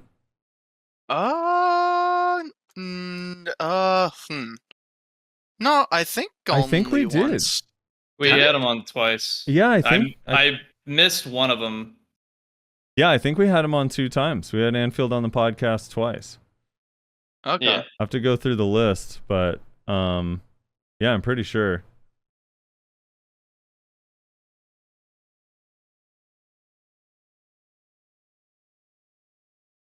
Yeah, I don't know. It's gonna be hard to find because it's all truncated, so it doesn't actually let you find it on the page because it's not there. You gotta hover over each one. I mean, you could just search. You could search Value Pack Podcast Anfield. Maybe it would pop up. Oh, let's see. I Oh have yeah, no here we idea go. if that- Episode that'll work or 59 and episode 81, both with There you Anfield. go. In 59, we were talking about EU Siege, exploit punishments, infinite pots, and Agris Fever. In episode 81, we had a ranger discussion, new regional test labs, and red battlefield. Oh my god, dude. 1 year ago and 2 years ago, so it was like a year apart. He might have also been on one of the anniversary ones. Possibly. All right. Nayashe, do you have one? Joke / memory? Like one of your favorite? I mean, anytime I try to pronounce our sponsors' names, you guys made fun of me pretty hard about that. Or item names Oh yeah, in the game. Or gear name. Nayashe doing the intro. I As forget well. that. Hey, I thought you said that was good. Come on, man. Nayashe doing the intro was peak comedy to me, honestly. Yeah, It you was gotta give me pretty a good. script, man. Also, I know it's like recency bias. but the Draconia clip is so fucking funny. It's so good. It's so Yeah, good. The one that made it to Pistanity, that one? yeah. Yeah. That shit's so funny. We just cut him off like, Nayashe, are you saying it wrong on purpose now? Because like we called you out on Drake and now you're saying Draconia, and it's like, what is this? This feels intentional now. Yeah, he's like QA testing like live in person. He's testing different ways on how to pronounce this. Oh fuck, that shit was so funny. Oh my god. Yeah, this is kind of where he finally ended, I think. Or look, I put Eumenides meme in the group chat. Yeah. Yeah, I saw that. Yeah. I saw that in the Discord. Oh my fucking god. All right, the next question is from Dragor. Is the value pack ending because Nayashe won't stop saying Drake? We're being sued. So, Apparently. yeah, we got to take down I mean, notice. who's suing? Like, who would actually sue? I don't know. Maybe the actual artist Drake. PA is pissed, yeah, that I'm not saying it. No, not PA. It's the actual artist Drake. He's tilted. It's just Drake himself. Yeah, Drake himself is suing us. Devac says, does the end of the podcast mean that both Nayashe and Frosty are now banned from playing video games because the wife fiance said so? Or banned from I think video that games. checks out. I think that Sounds checks about out. right. I think that is what's happening. I don't know about banned from video games, but now actually I think gets more guilted than I do. Miss Rossi's happy to not talk to me for whole days at a time, so you know we're good. Eldridge says, "Do you guys hope that someone will make a spiritual successor to the Value Pack podcast?" A spiritual successor. Huh. What does that even mean? Like someone's gonna like make Yeah, another I guess podcast and my answer would be dependent on that very same question. Like, what do you mean by a spiritual successor? If you just mean another BDO podcast, then sure. Because like I've always been an advocate for more podcasts. Every time a podcast would start, Yep. like I was really excited about it, and then it would end 2 weeks later because everyone thinks it's super easy doing a podcast, and like in terms of the amount of work that you have to do, like sure, I guess, like if you're doing the bare minimum, but like it's a time commitment is the main thing. Like sometimes you don't feel like doing 3 hours of a podcast, but you need to. yeah, So because there's so much content to cover. I don't want to sit here and say like, oh dude, podcasting is so hard, because like it's not in a way, but it is in another way. Yeah. But so yeah, I mean, I guess I would just say like it depends on how and what you mean by spiritual successor. This show, technically speaking, I was inspired to do this show by another BDO podcast that none of you probably even remember. It was ran by my old friend Akihiko Kayaba, who is the GM of Blood Oath, for a short period of time, maybe like I don't know, maybe like 4 or 5 months. He did a weekly show where him and all his friends got together and talked about Black Desert Online. And they actually had it more structured than what we did. They had a couple people like dedicated to certain things. Like they had one guy who did like Node War news. So they'd have like a Node War news segment where one guy just talked about weather what guy? happened in Node Wars that week. So like technically speaking, everything is a spiritual successor of everything. But in terms of like, if that question is meant to be, do I hope someone carries on the Value Pack podcast name? No. Because again, like I mentioned earlier, the Value Pack podcast is us. It's us doing this. And if it's anything other than us doing this, then it's not the Value Pack podcast. But I do hope that there's more podcasts in the future. Absolutely. Loren Yeah. says we were inspired by the Potion Shop podcast. Yeah, Dude, I podcasts are still always fun to remember- listen to. So I hope there's podcasts in the future. Yeah. I still remember, I don't remember exactly what the context of this was, but I remember Tim Allen, someone linked me this clip of Tim Allen on stream saying that we needed to clean up our act on our podcast because it was very like unprofessional, and like you can't like say certain things, and you have to like be professional and stuff. And it was just such like you don't have any concept of what our podcast is. It's literally just us shooting the shit. This was never intended to be some sort of professional fucking thing. It's just dudes in a Discord talking about a fucking video game. It's so like bizarre. He wasn't wrong though. All right, let's see. The next one. Illmatic says, do you guys still plan to play / stream BDO or any other games? I do. I mean, I plan to continue streaming BDO and playing BDO, and then maybe trying other games in the future. I don't know. Right now, every game I try, I get burnt out so fast. I got tired of Lost Ark. I recently started playing Saints Row 5, and it's horribly bad. It's like competitive with Cyberpunk with how buggy it is, so I don't know. Really? Dude, it's so crazy how buggy it is. It's nuts. I guess I'm just waiting for GTA 6. I'm waiting for the Riot MMO. I'm waiting for the Ashes of Creation, Ashes. baby. Let's go. I'm waiting for also there's the Miles Morales Spider-Man that's supposed to come to PC at the end of the year. Seems kind of fun too. Oh, Call of Duty. I suck at shooters.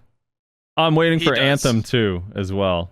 Oh God. Oh, I am waiting for Anthem 2. That is Of like course, the only that- thing in the world that I want is fucking Anthem. Oh my god, that game is going to be so good. I know it.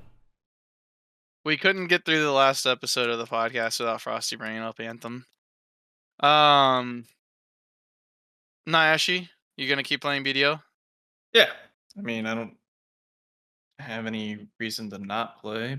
I mean, it's my main game. I do Little League on the side whenever I'm bored. He's challenger. Little League on the side. He's a No, I'm a challenger challenger. nocturne. Well, I'm you like got gold. challenger mechanics though. I'm like gold 4, but this is account number 3. You know, League makes you toxic. So he's got challenger mechanics though, trust. I was gold 1 on my first account, but I need to build this third account up. You probably I'm got trying there. to trying to see how far I can get. I mean, I'm still like I've only played less than a year, so it's not terrible, I suppose. Still learning it. But I mean, as far as BDO is concerned, yeah, I mean, I'm still making progress. I mean, hit Trial Nebraska the other day. I'm 705 gear score now, so we're getting there. That's so crazy. You're almost I as know, good I as an never- assassin. I never imagined that I would have actually 700 plus gear score. That is nuts. Like just that when I was first thinking about it way back in March, I'm like 30, 40 gear score off. I'm like, there's no fucking way. I'll push as hard as I can, see what I can get, but 700 feels like I won't see it till the end of the year kind of thing. And here I am, like, September.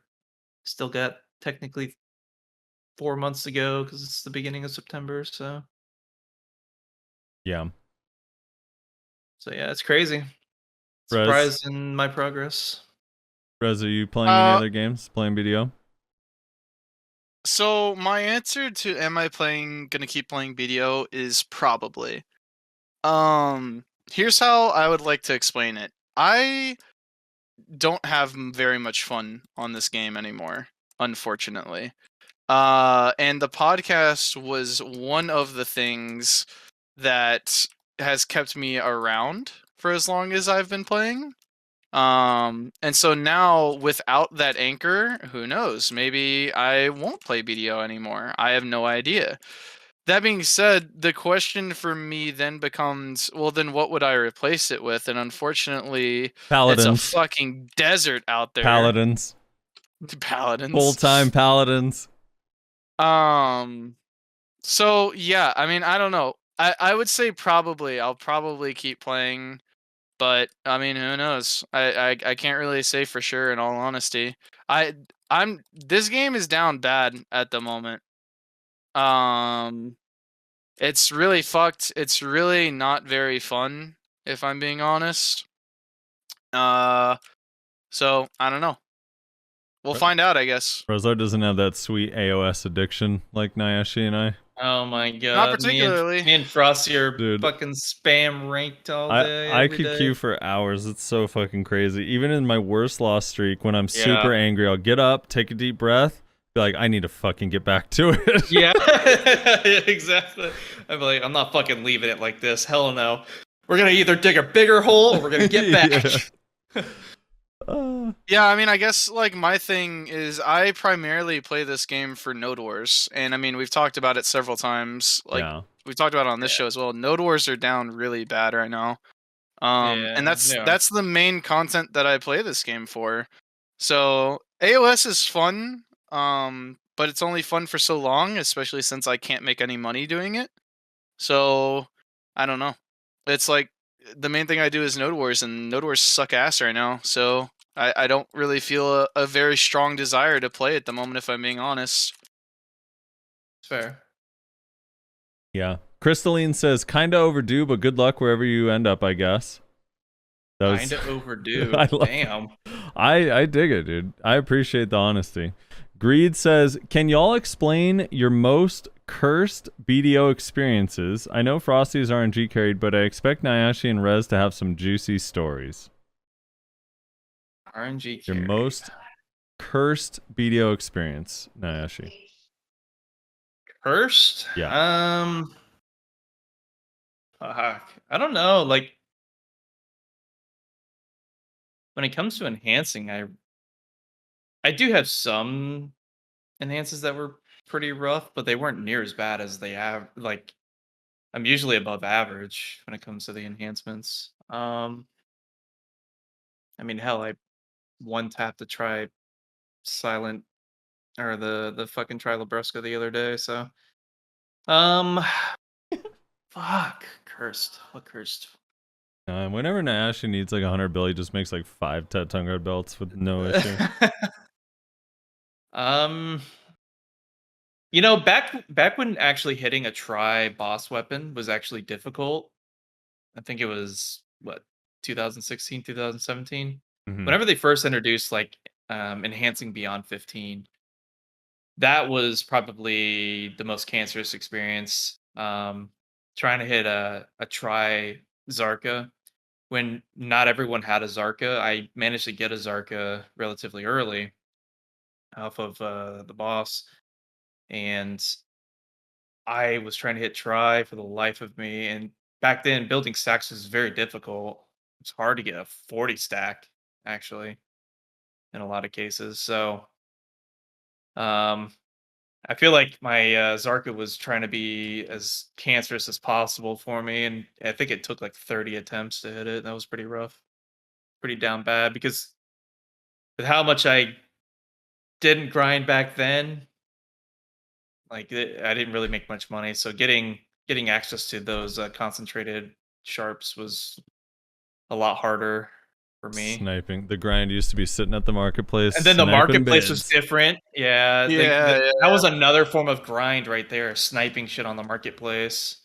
And everyone was enhancing back then because, everyone was like plus 15 or just starting to enhance. So everyone was wanting the gear.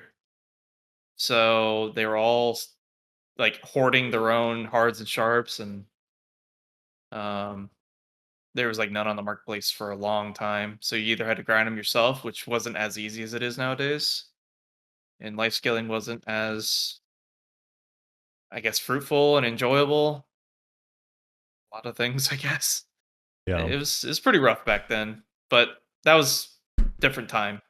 I also feel like in 2017, 2018 was extra hard for you because A, you've never really been super into grinding, and B, Never. Mayo used to be really bad. Yeah, it was pretty rough for a while. I was pretty much a BA rat for most of those times. So Yeah. Rez, most cursed? Easily. 2019, I believe. Season. I forget which season it was, but Tri Tuvala necklace. You might think to yourself, "Oh, Tri Tuvala necklace. That's really easy to get." I failed. Tri Tuvala necklace on various stacks. By the way, I'd use stacks 37 times in a row. yeah, Yeah. did the math. I did the math, and my math is probably wrong, granted, because I suck at math, but I did the math, and the chances of me failing Tri Tuvala necklace 37 times in a row came out to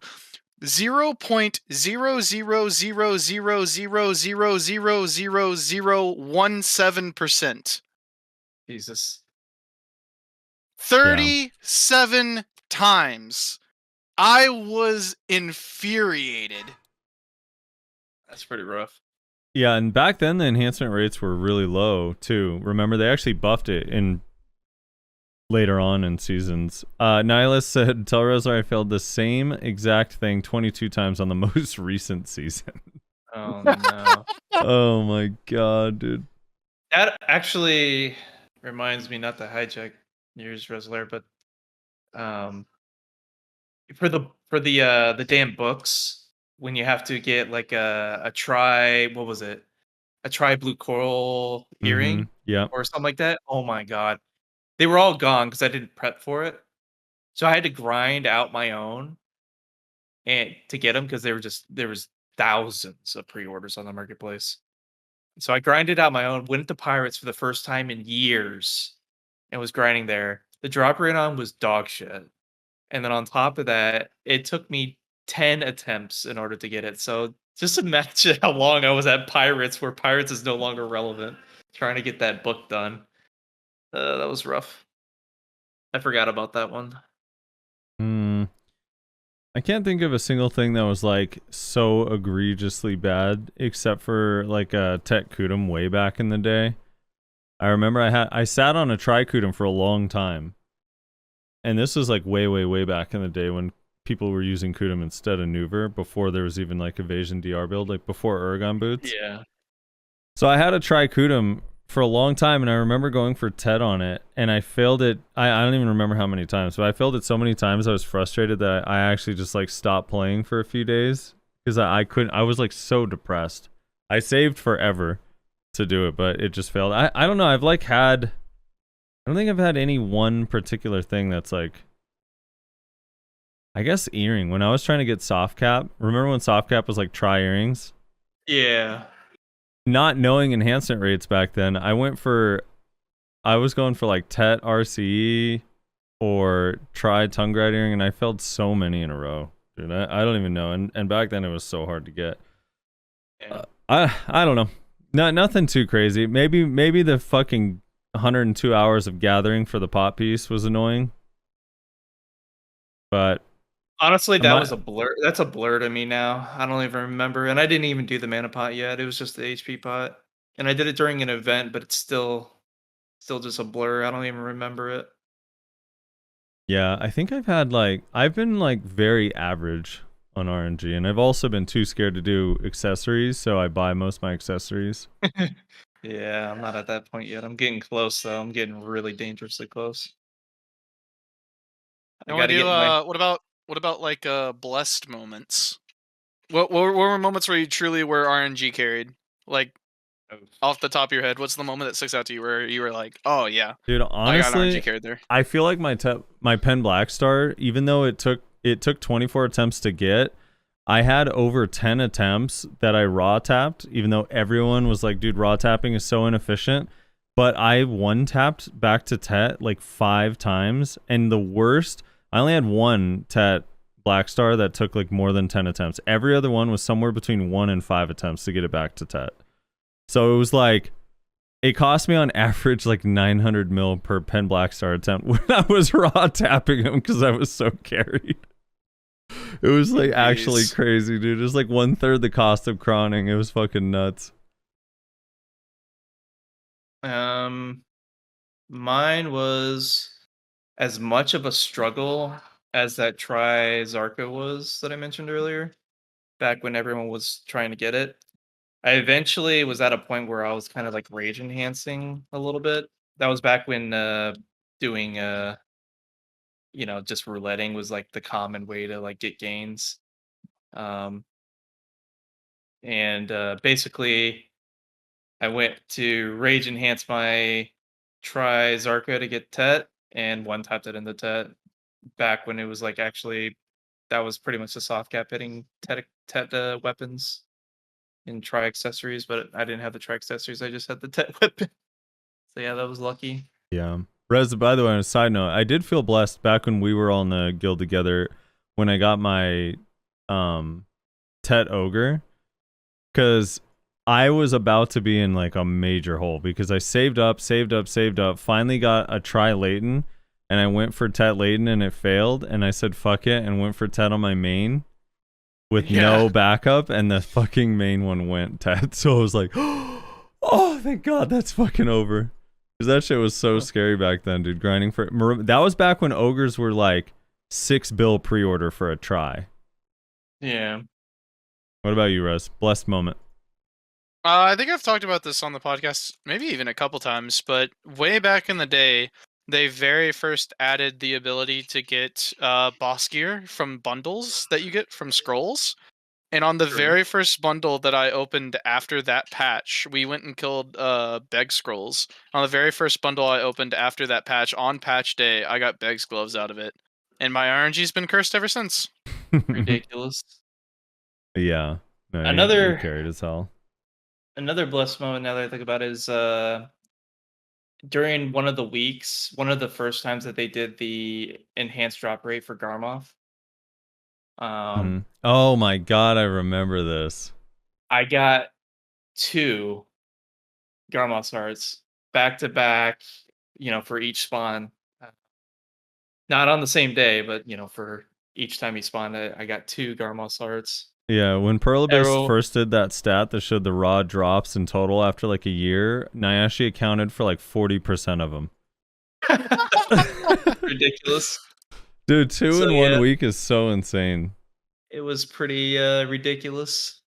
That happened to Lorenz. Oh, dude! Actually, I know Rez. I think you'll remember this. I know my most RNG carried ever. What's that? This was like week 3 of Vel being out, and I had been complaining about going. You remember? Oh yeah. All I did is like, I'm not going to fucking Vel. Fuck that. This shit's awful. And then you guys dragged me, and it was glitchy and buggy and laggy. You had to swim to the yellow beam. You remember? You had to fucking get Yep. off your boat. Everyone had to Yep. shoot the cannon, take turns, swim to the yellow beam in the middle, and it was a super laggy mess. I was bitching and moaning the whole time, saying this is such a waste of time. I don't want to be here. I hate water stuff. This is laggy as fuck. My computer's lagging. It fucking died. This was my very first time going there. The whole time I was bitching, like I was complaining so much that Rez was like, dude, just like don't even fucking come if it's that much of a problem. Like, Jesus fuck. And then I ended up getting a goddamn heart straight.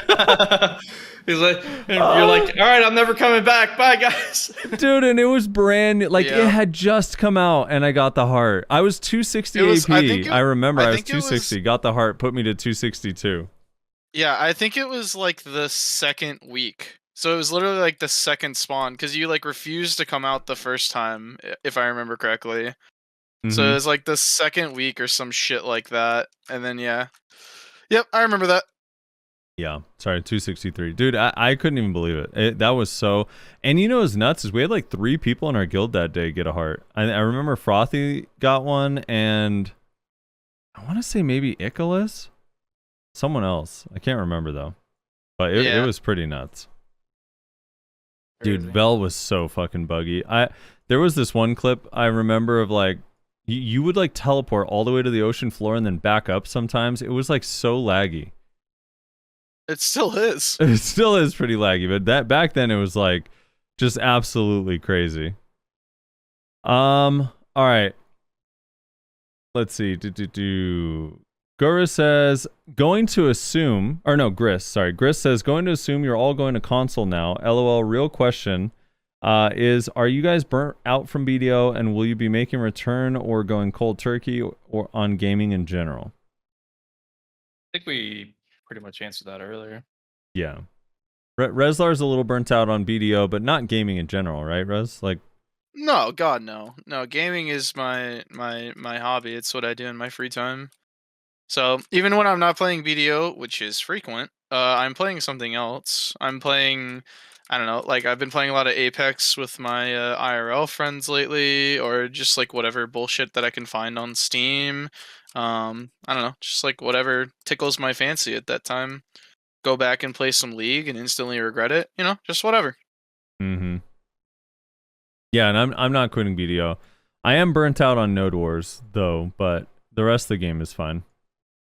And then AOS has given me new life. Yeah. Except it's gonna make me probably break another monitor eventually. it's only a matter of time, dude, before you throw your sandals at the monitor again. Yeah.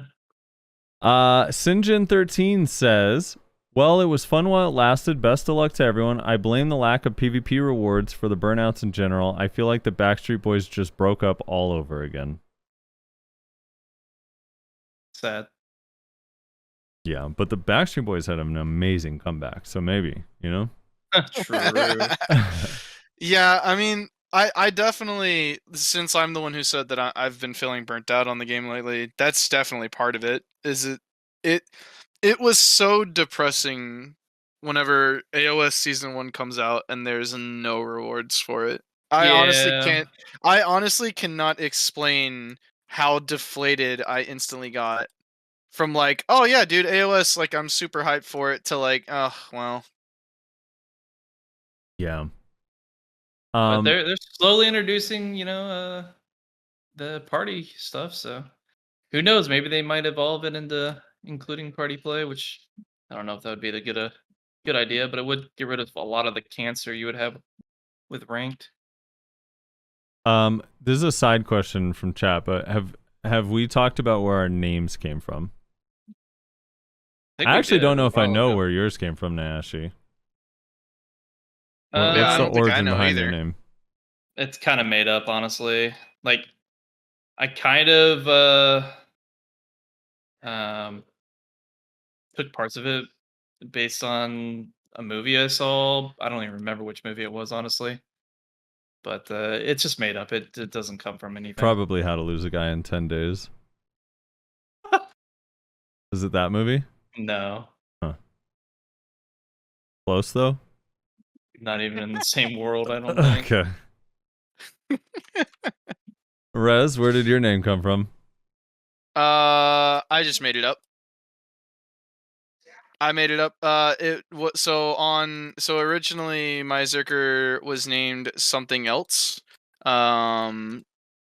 Is very complicated to say. It was also made up, and then eventually I re-rolled to my warrior, who was named Reslar, and I played warrior for a really long time, and I joined a bunch of like new guilds as my warrior, and so people just called me Reslar instead of the other old complicated name that I had, and so I said, "Fuck it, I'm just gonna go by Reslar now. Why not?"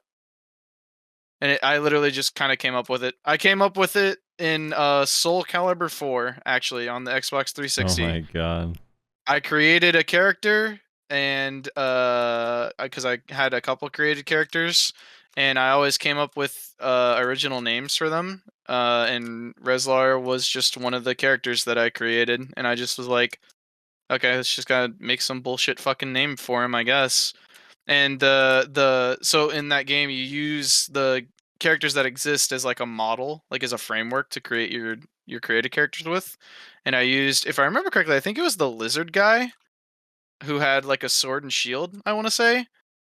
And so whenever I made a warrior in BDO and I had to name him, I was like, fuck, I don't know what to name this fucking dude. And so I just was like, okay, I'll just name him Reslar because I had the sword and shield character in Soul Calibur 4. Why not? So there you go. Deep lore. Hey. I just named my so when the first time I ever played Diablo 2, I made a Sork, and Makes sense.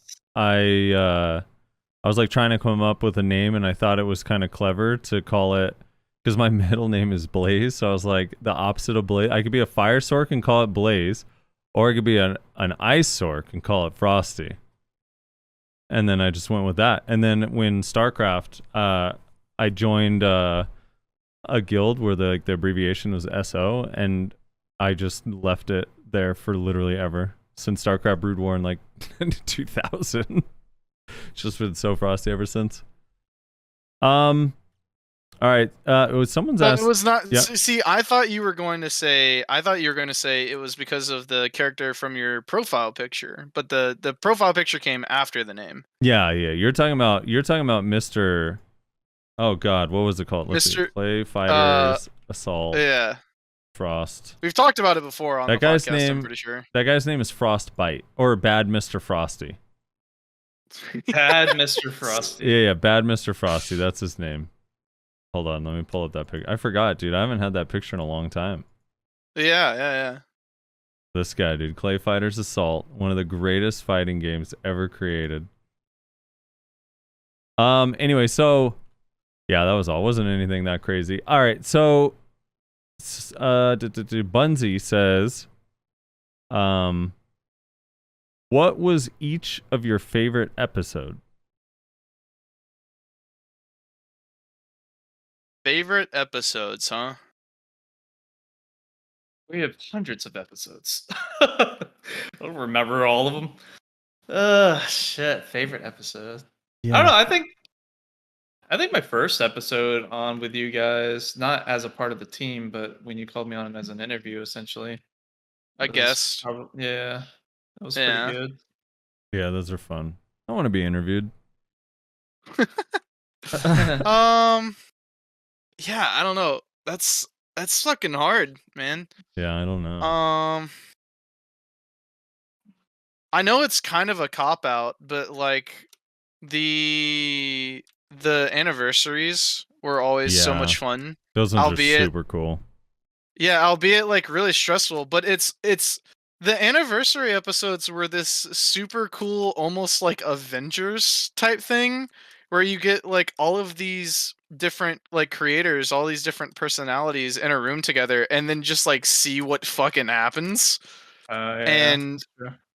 like as stressful as it was like for us, like hoping that people would behave and trying to like keep everyone like schedules in line and all that kind of stuff, it was really fun. It worked out pretty Um, well. Yeah. Yeah, Yeah. and they were really awesome to watch too.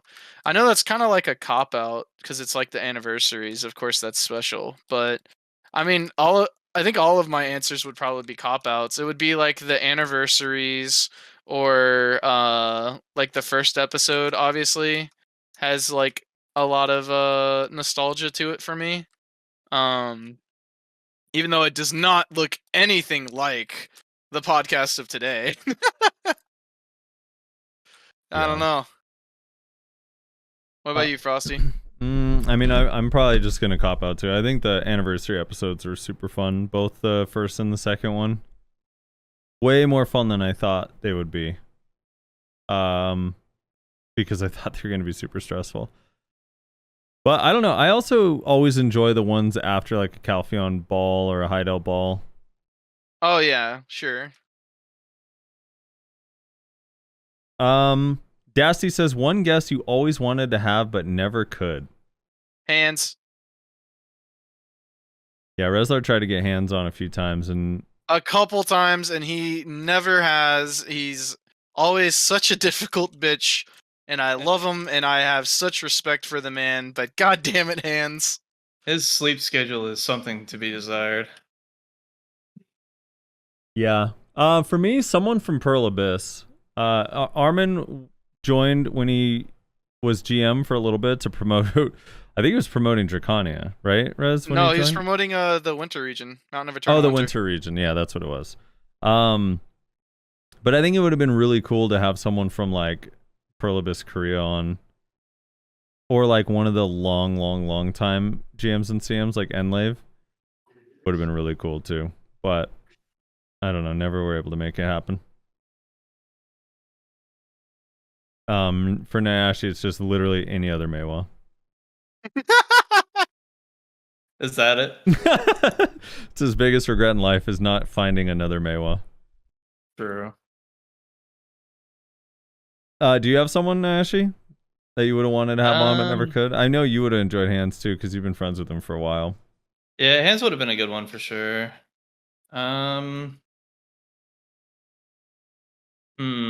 That's a good one. Didn't we? We never. I don't think we ever had Ming on, did we?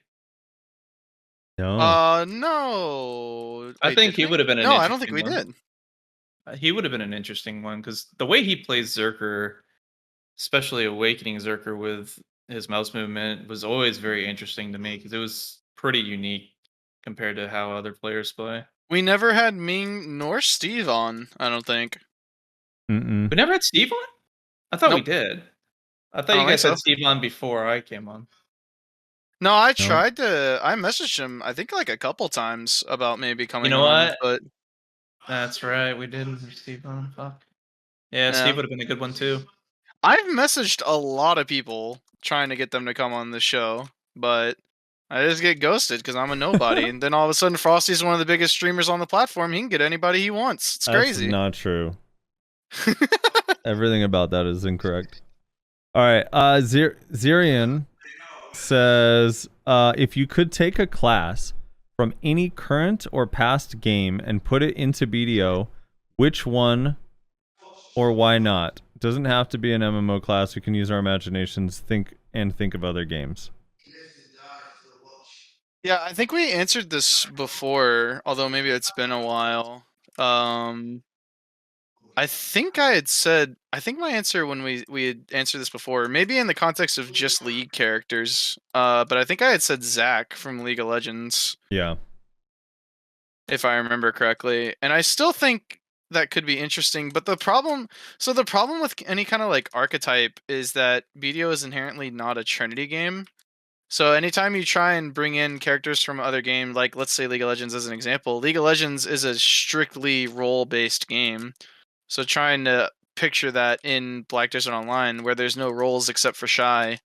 It's hard.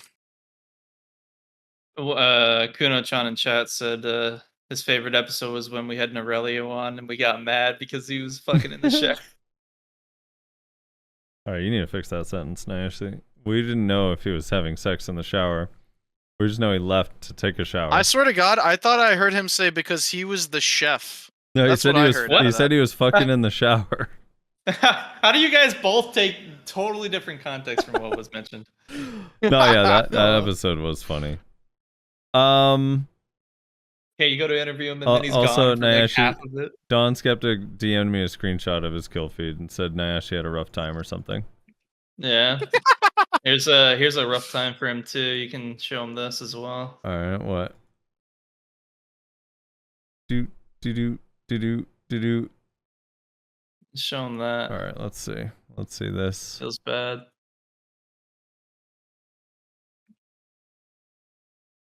Mhm. Imagine being proud of trying to abuse, a broken glass. That's all he ever does. He swaps to Drake when it's busted. He swaps to DK when it's busted. He loves these Like, what- classes. What do you mean? He's just such a fucking amazing player to just abuse whatever class is OP at the time. And he acts like he's good. It's hilarious. He's one of poor the guy. best players ever. Poor guy. This is news to me. You have some issue with the Dawn? No, I don't have issues with Dom. Just his class choices.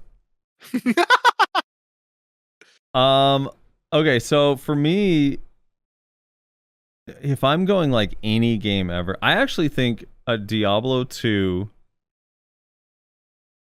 Trap Assassin would be sick as fuck in BDO. Now it'd be annoying as fuck in BDO, and everyone would hate it. But the style of it and how fun it was to play would be super cool with BDO's Yeah. graphics. Dude, laying down all those lightning traps and they're shooting everywhere.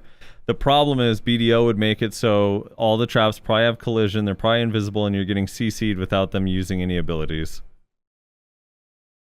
But that would be really cool. I also always thought dude, I think the Witch Doctor would be really fun, minus the pets. Like, I never played the Witch Doctor. I stopped playing D3 after.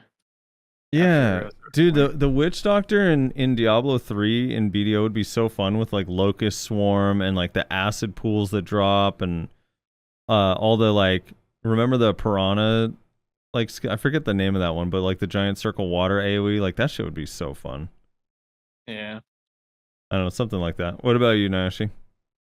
Could have any class from any game put into the game. Explosive toads, yeah. The first Necro type playstyle would be pretty cool. Mhm. Although I'm Yeah, sure we've it'd be talked about fucking that forever. Panther. Yeah. Imagine having a Pen Blackstar pot of spiders. That's what I'm saying, dude.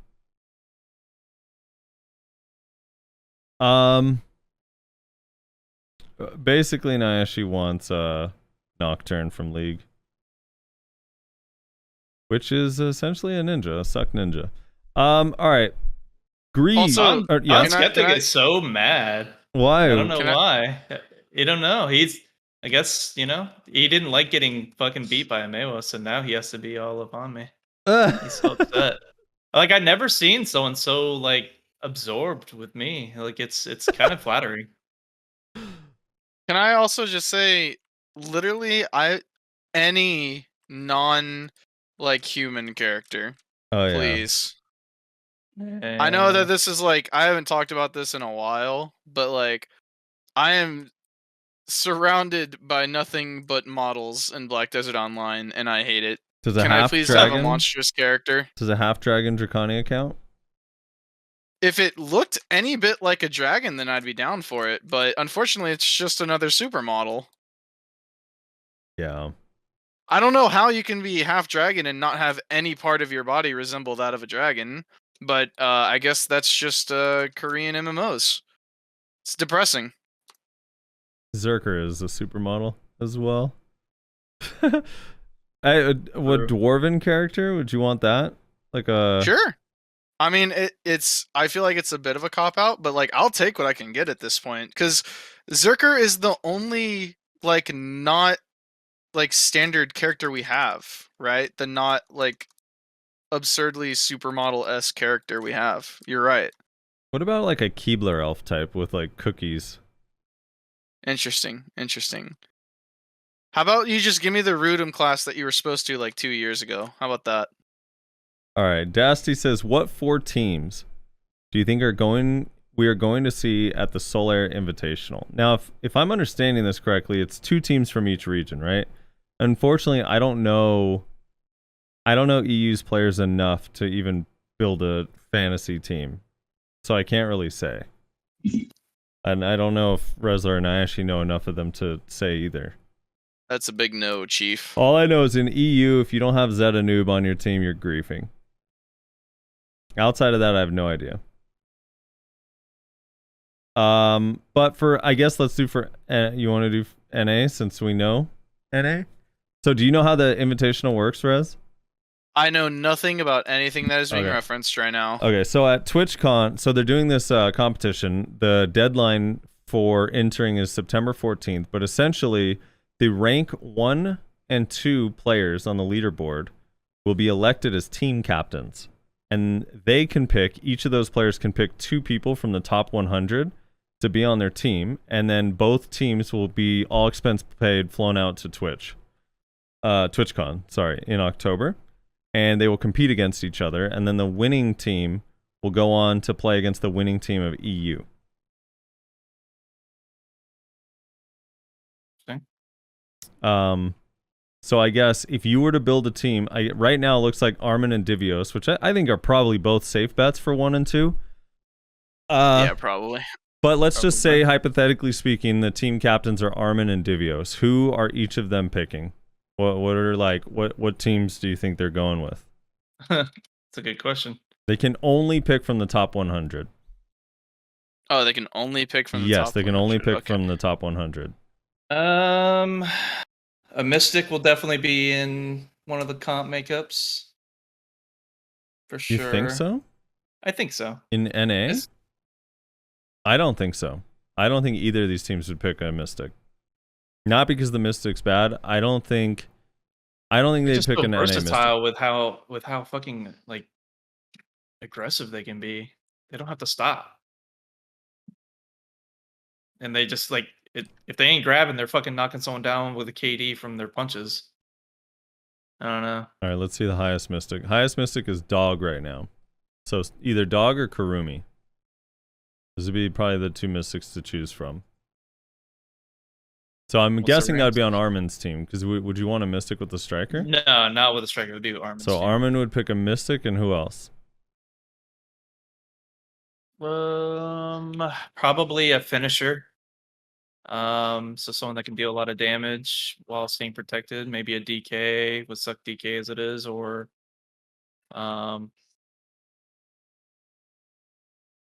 that's a good I question. think he's going to pick it. I think it would be like Armin, Ming, and Flannels. Ming might be. I was thinking a Zerker, but at the same time, like I don't know. I feel like Ming is an exception, obviously, but He's in most 80. cases- Ming is 80 and 38. is he really? Holy Yeah. shit! Let me look at this.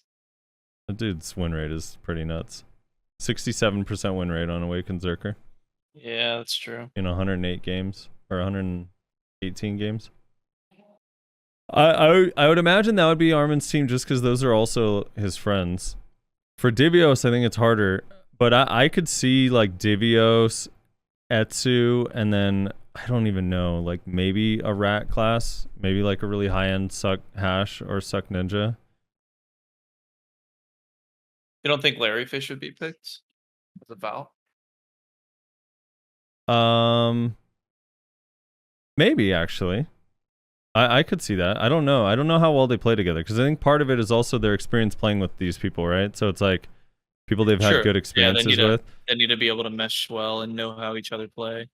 Maybe Divios, Ratro, and Etsu. That would be fucking awful to fight against.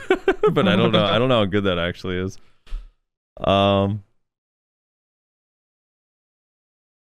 Armin, technically in this hypothetical, Armin wouldn't be able to pick Divios if Divios is number 2 because Divios would also be a captain. Yeah. So you'd have to pick someone else. I guess Mamo too. Like you could have Mamo on one of those teams. He's insane.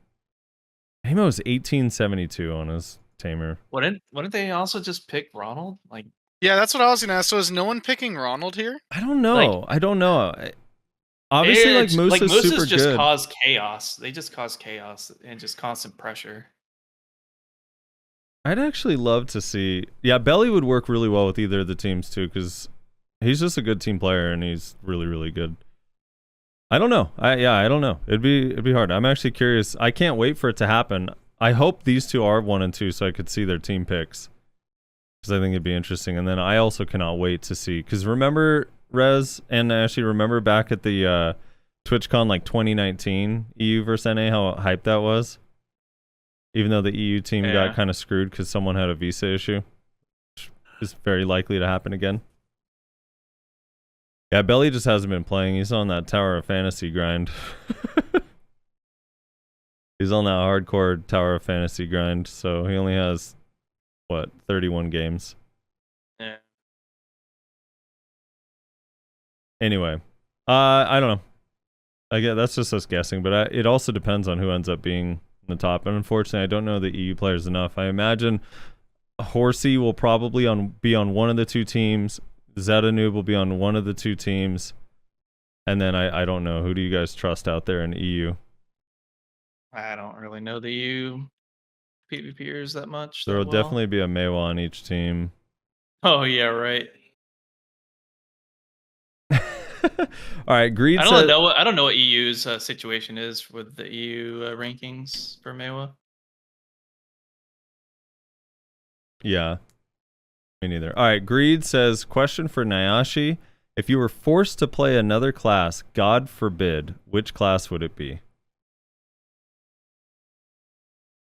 What class would it be? You were forced. If they said, listen, we will never fix Mewa and we're tired of trying, it's removed from the game, what class are you rolling to? Ollie Musa, I guess. Oh my. Like, that R&B movement, too good. Embrace the degeneracy, you know, like, fuck it, shit. There you go, Greed. If you didn't think you were going to get a fun answer, a fun, adventurous answer, there you are. I mean, like, there's some classes I would like to try out. Like ones that, I don't know, like Ninja and Kuno would be interesting just because they have a lot of potential, but at the same time, I hear you complain about Kuno all the time.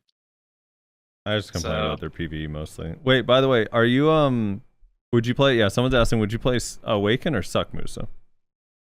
Probably be Awaken. Yeah. I think the spamminess of Suck is just kind of annoying in general. Yeah.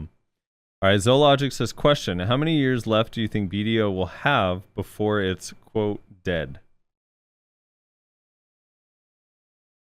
Rez, let's start with you. How many years does BDO have left before it's actually dead? Fuck, dude. Not long at this rate. The thing is like, it's so volatile because it's entirely up to Pro Abyss. Like, I don't think that there's another game coming out, at least in the near future, that is going to be any threat whatsoever to Black Desert Online. So it's really just up to Pearl Abyss if they kill their own fucking game or not. I don't know. It's just so up in the air. I feel like if you forced me to guess a number, I would probably say, I don't know, man. Fucking 3 to 5 years. 3 years minimum, 5 years maximum. What about Thrones and Liberty? I was recently told that game is apparently going to be cross-play with mobile, so I don't think that game's going to be good. Is it actually? I was told that. I don't know if that's true. It's just what someone said in my chat literally earlier today. Dude, and if that is true, if it's crossplay with phones, then that means it's garbage. Just probably, honestly, that's the sad thing. I can't even say why. It just means it's probably going to be garbage.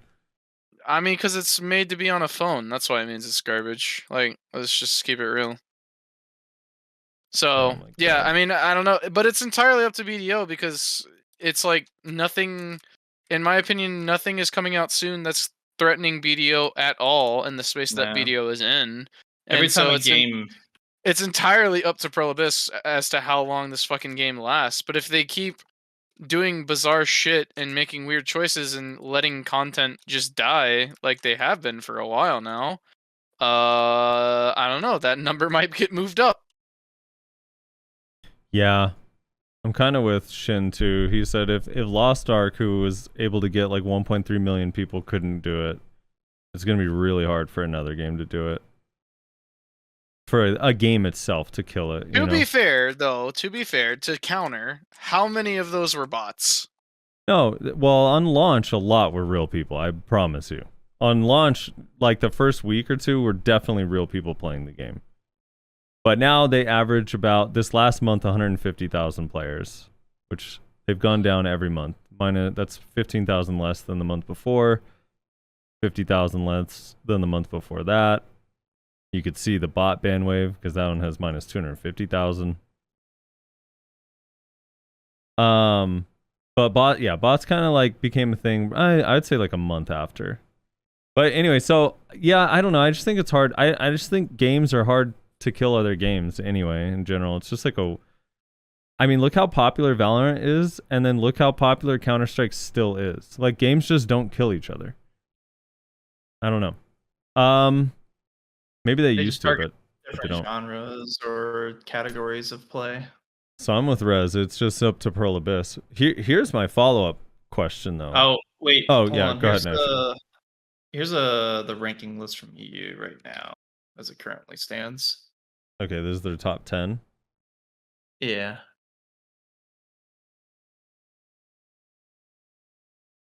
Okay.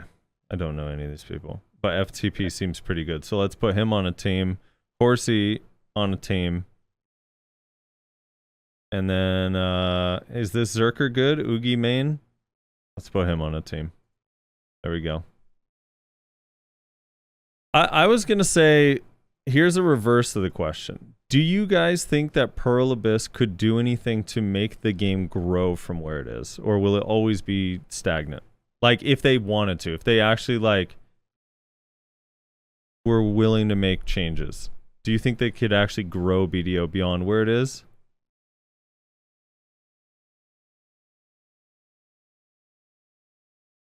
No. I don't know. Like, what do you do at this point? I guess would be the question. Like, what can be done? The problem with BDO, in my opinion, is that they didn't pick a lane. They tried to appeal to everyone and everything because they thought that it was a smart business decision, but all it did is it pushed players away, in my opinion, honestly. Yeah, I guess my question is if they made changes, let's just say in a hypothetical world, I'll just give you a quick rundown of like, okay, the Cronstone system is going to be changed. You can grind up silver and buy Cronstones at a relatively fair price. It would be equal to the price of just buying costumes for the marketplace. They made it so they removed the Old Moon Book and the Kama Blessing and just lumped it into the value pack. The value pack is now only $10 a month. They made it so you can now V out of everything. They are doing regular balance updates. They went through and fixed a bunch of the annoying fucking bugs that have been lingering for a long fucking time, like your weapon swap thing. Like, they just went through and did a bunch of stuff that like people have been wanting for a long time, right? They address time to kill so it doesn't feel as cancer to play anymore. And then they do like, do you think if they did all of that and then did like an ad campaign that they could actually grow the player base, or do you think it's too late? I think people have their perceptions of BDO already. Like a large portion of the market does, just from all the years of like negative, like feedback about the game, like all the pay to win videos on YouTube, all the people's videos where they're disheartened by the way the balance is, and I think the market's kind of, for the most part, at least in the mass majority of the market, is kind of set with their opinions. That's I think the unfortunate truth. So I think a massive growth is probably not realistically possible unless perceptions change, and that requires content creators to actually help change those perceptions. I think the ship has sailed. Miss Frosty said, "Get Megan Fox back on an ad campaign." Rude. I can't believe you even remember that. I think the ship has sailed on like rehabilitating BDO's image to like old and new players. Honestly, anything that you think is worth doing at this point, you're doing to retain the player base you have, not to gain new players. Honestly, because I don't think anyone who has quit the game for any of those reasons or never got into the game for any of the reasons you listed would be interested in playing it if they changed it. The new players that BDO is getting right now are people that have either never heard of BDO or they've never heard any of the negative things with BDO. So they're just like, oh yeah, $5 game on Steam. Like, I'll try it out. Why not? It's fucking $5 and I like MMOs and this combat looks fun. So yeah, I don't know. Anything other than a full D pay to win of the game, I don't think would bring any amount of meaningful players back to the game. Or Yeah, well, would that bring was in my players who example, swore though. off the game. The D pay to win stuff was in my example, but I actually do. I think But that's that not realistic, right? They're never gonna D pay to win. Once no, that I'm not- Pandora's box no, is I'm not open, saying- you can't close it. no. My question was more: is it possible if they were to do stuff like that? Like if they were willing to actually do those changes? That was Then my sure, question. but Not do you there's think no they're going shot to in do those hell. changes? That's a no. But the question is, do you think the game, as it is presently constructed, could make enough changes to stuff like pay to win, balance, bugs, like major issues that people complain about all the time, and then do an ad campaign to get people back? Because I actually do think they could. Because one of the examples that I have is so like Lazy Peon's most recent video was scathing, right? Like it was like really, really bad, negative, and how trash the game is. But his one the year before was really, really positive. Even though he had already quit and hated the game, he said all these new systems were cool, and then a year later, he kind of like went back on it and said all this stuff is bad. So I think they could make a bunch of changes and do a legitimate ad campaign, but I agree they never will, unfortunately. Yeah. And I do think I mean, people would that's- be like, well, I'll try it again. Fuck it. I mean, I already bought it. Like, let's see what it's like now. And if it actually, they came back and it seemed positive, it'd be like, oh, like, holy shit. I think if they just D pay to win the game, I think you'd see a pretty sizable like jump in players that would come back and try it or try it for the first time, because there's a lot of players who don't want to play a game that's pay to win, so they never start in the first place. For sure. Um, 100%.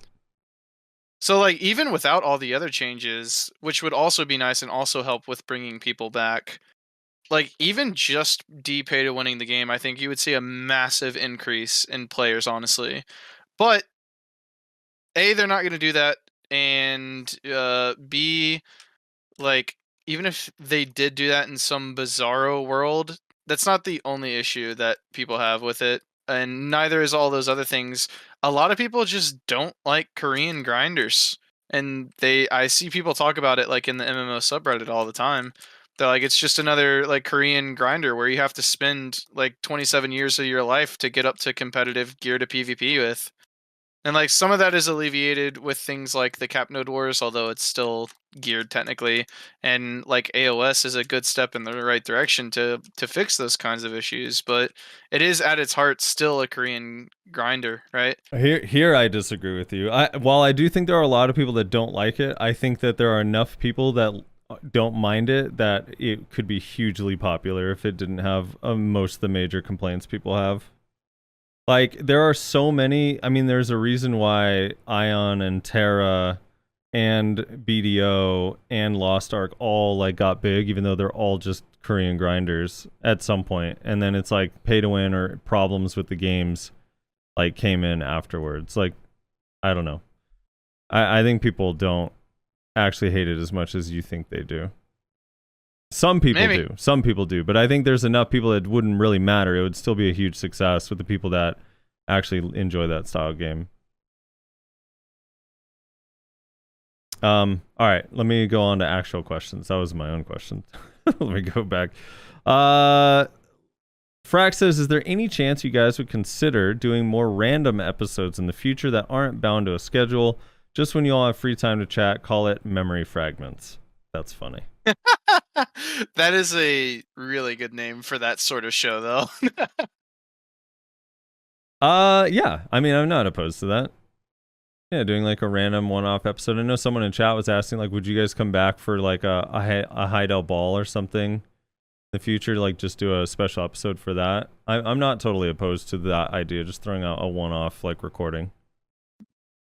Yeah, for sure. And I mean, I think for almost every ball, if not every ball for a while, we've streamed on your channel together, Mm-hmm. like reacting to it. And get drunk. So like, And I we mean, get those drunk. things theoretically are still going to happen, right? So I mean, like you're still going to be watching the Heidel Ball September with people in the 24th. Discord. It's coming up.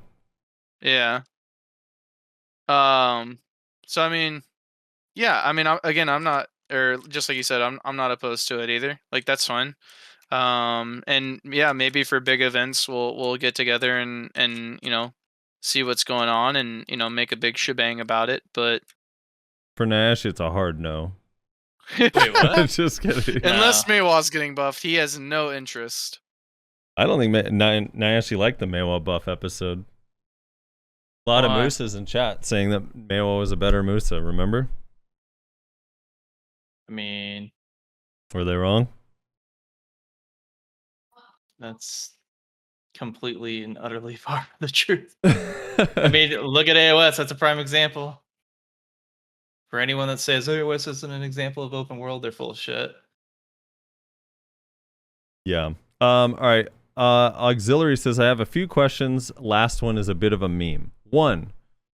When do you think PA will stop hating on Shy? She's been the other character I swap to and tag with my DK, so I feel like my tag is being devalued. So we'll answer that one first. I say never. They do not like that class. They hate the class. They think that the class belongs on a horse to take pictures, and that's it.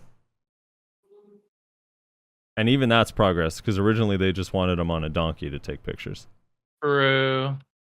Be happy with the things you got, you know? Like, fuck. Rez, do you think they'll ever stop hating Shy? I doubt it at this point. Again, like I'm not saying I'm not taking the Frosty approach of like all the Shies just need to like re-roll, but it's like I would say abandon all hope at this point. Just try and enjoy it for as long as you can, like what you have, and then it might just be time to call it a day at a certain point if it's really bothering you that much, like on the game as a whole. Nash, I'm assuming you also think never. Yeah, I mean, I don't know. I suppose. All right, number 2. Will any of you periodically stream BDO? I assume Frosty would, or maybe he's secretly a full-time drummer again. Yes. Rezlar, I think, is more so on the fence probably than Nayashe and I, since he's not 100% sure how much BDO he's going to play going forward, right? Yeah. Yeah, I mean, pretty much. I mean, I'll still stream like Node Wars and stuff. But yeah, I mean, I don't know. You'll I stream also Elven Wars that we find out about at Heidel Ball. I also don't stream for a living like Frosty does. I have no schedule, so like, there's no just gotta. Oh my god, keep getting these artifacts that are not the one I want. Yeah, I don't know, just and it's the same for Nayashe. Like Nayashe doesn't stream for a living; he just kind of streams whenever he feels like it. So the only way to catch us streaming is if you follow us on Twitch, right? Yeah, pretty much. All right, Moose. Number 3. That Moosassin guy keeps asking to be a guest. Will the Q&A be his chance? And then Greed follows that up with Moosassin guest would be a legendary end. That's so funny. Let's see. Sui says, are you guys reading the comments from the latest value pack for old time's sake? Oh, go back and read the comments from episode 1, he means? I think he means from the last one. Like the last actual episode. Oh, okay. I mean, there's no real need to, is there? Like, we're gonna... Yeah, not really. Wait, did we Did we do comments? I think we did, didn't we? Did we skip the last comments we did? I don't remember I think actually. we did. I don't remember either. Did we? We might have. No, Oh, no, no, fuck. no, no, no. We didn't skip. We didn't skip. I don't think. Did we? Hold on. I'll go check here in a second. Let me kill this back. All right. Oh, we'll move on to the next question while you do the digging.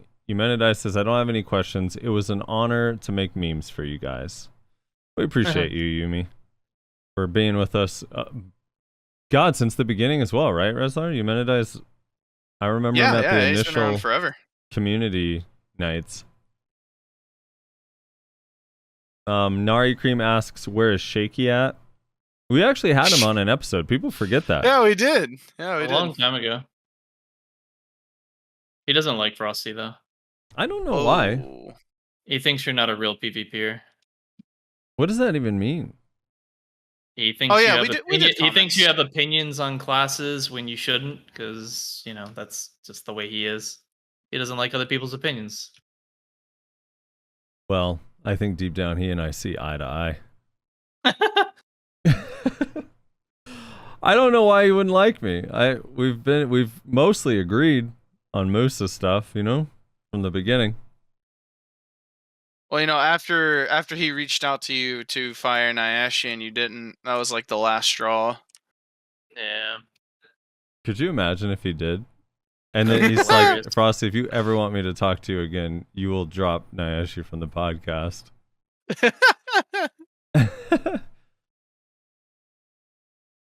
That would be fucking hilarious, not gonna lie.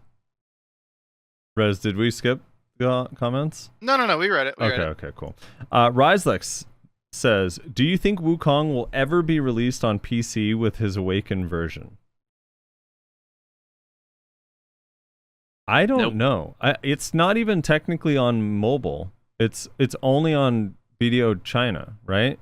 I don't even think it's on the normal BDO mobile game. So if it comes to normal mobile, then maybe one day in the future we'll get it as well, but I don't know right now. It doesn't seem like it. What do you guys probably expect for the Heidel Ball?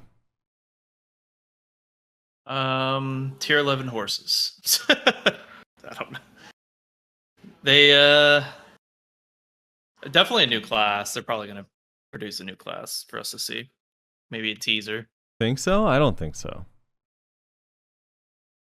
I don't know. I could see them doing like a very basic teaser, like a 5-minute clip or 5-second like clip. Just like, like wow, a very Yeah, no, basic not 5 5-minute video. Huh? No, 5 seconds. Just like a little 5-second thing, like in between like 2 sections or some shit, and like they don't even address it. They just act like it never happened. They're just like, all right, moving on. So yada yada yada, this, that, and the other. I could see them doing something like that, but I don't think there's gonna be like an announcement or anything. Yeah. I would expect there to be a little bit of hype, a lot of disappointment, and most of all, confusion as they talk about adding things that nobody asked for, as is tradition. True. In terms of the new class, I could see them doing. You remember that one teaser they did for Hash where they just showed the sand, the sword picture in the sand? Yeah, maybe something along those lines. But yeah, not, that's what I'm saying. Yeah, maybe something like that.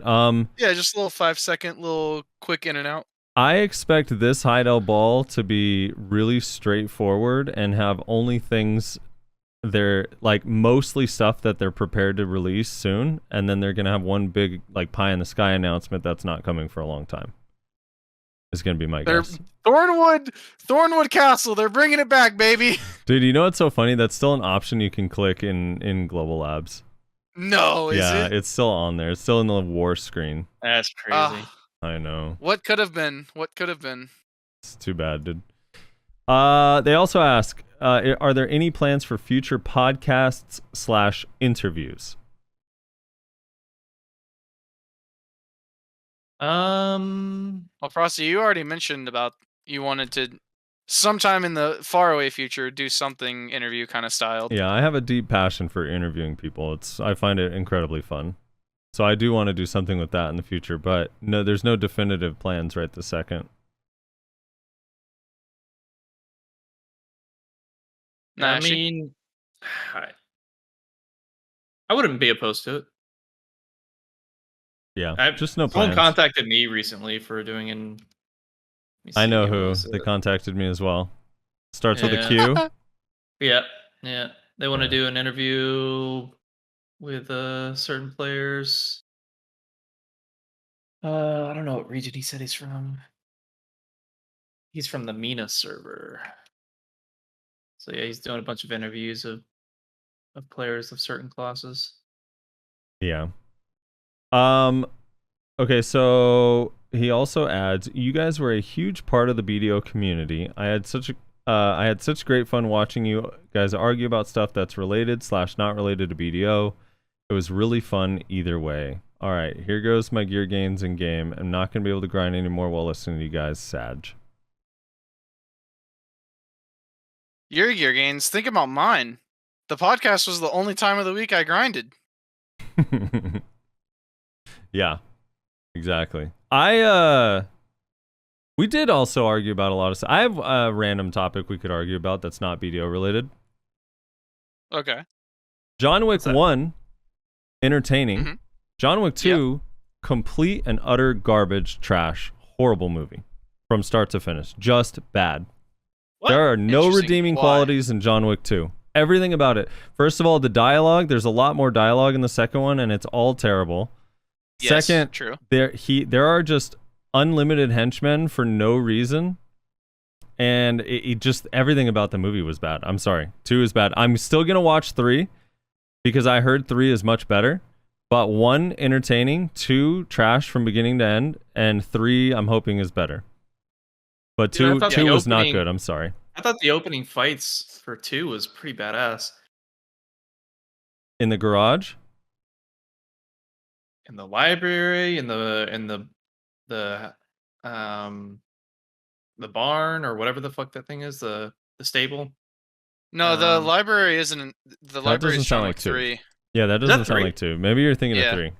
Is You're it thinking 3? of 3. You're thinking of 3. Okay. You're So thinking of maybe 3 is Nashi. gonna be sick. Maybe 3. I can't. Yeah. I can't explain why you're thinking of 3 because it's a thing. But yeah, Because I think just saw it this last weekend, and I was like, library and barn. I don't remember a library or a barn scene. yeah, no, that's 3. He's thinking of 3. Okay. I know for a fact what he's talking about. Yeah, 2, Yeah, no, John so Wick 2 felt like a low budget Fast and the Furious movie to me. It was. Yeah. I don't know. Okay. Maybe I need So- to rewatch 2. No, you don't. Here's the thing, here's the thing, here's It the is thing. 3. It is 3. You're right. You're right. Yeah.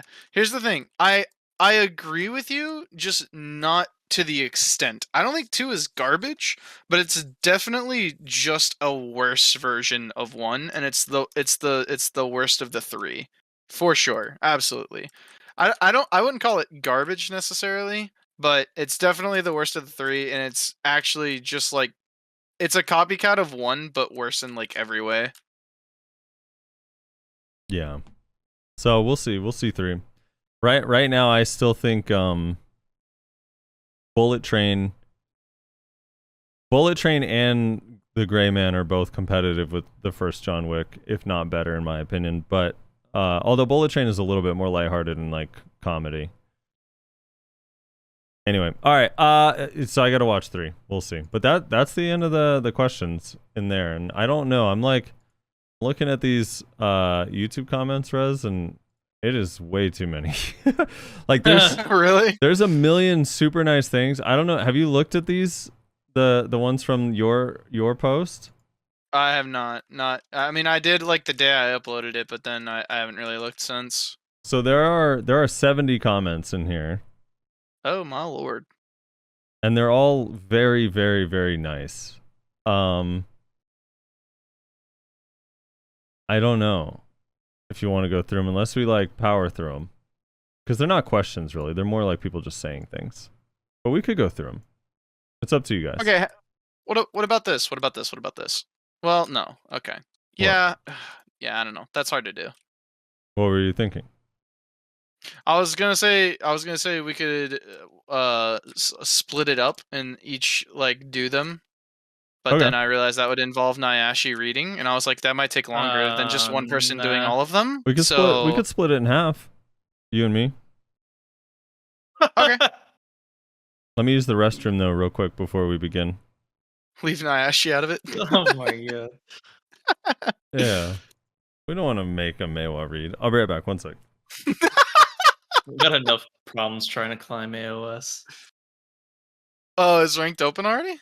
No. I was about to say I didn't think ranked was open this early.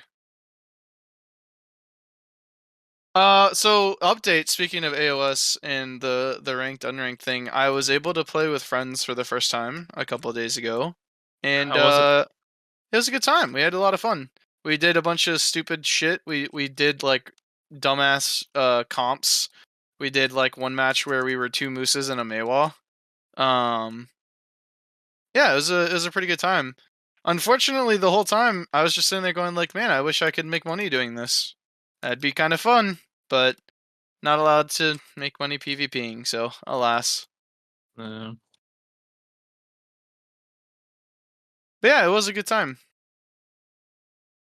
And I'm sure that the people on the enemy team were raging whenever they saw us do 2 mooses and a Maewa. It just ruined their day.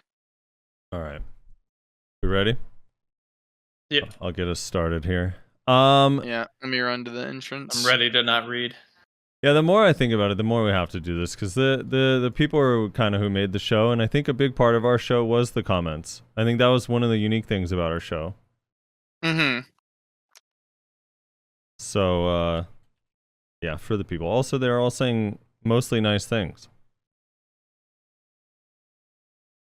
Okay, so are we gonna do? Which ones are you doing? Yeah, I'm gonna go in order. I'm gonna start at the bottom, and then I'll get about halfway up, and then I'll end, and then you take over.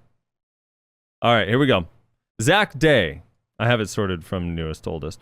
Zach Day, starting on the oldest. Zach Day says, thanks for all the great video content over the years. You all really helped during the lockdown. Heart.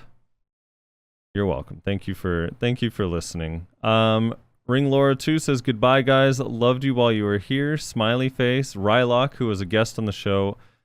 Was he on twice? Or once? He also might have been on twice, but he was definitely on once. Yeah, I think it might have been he was on for an episode and then an anniversary episode maybe.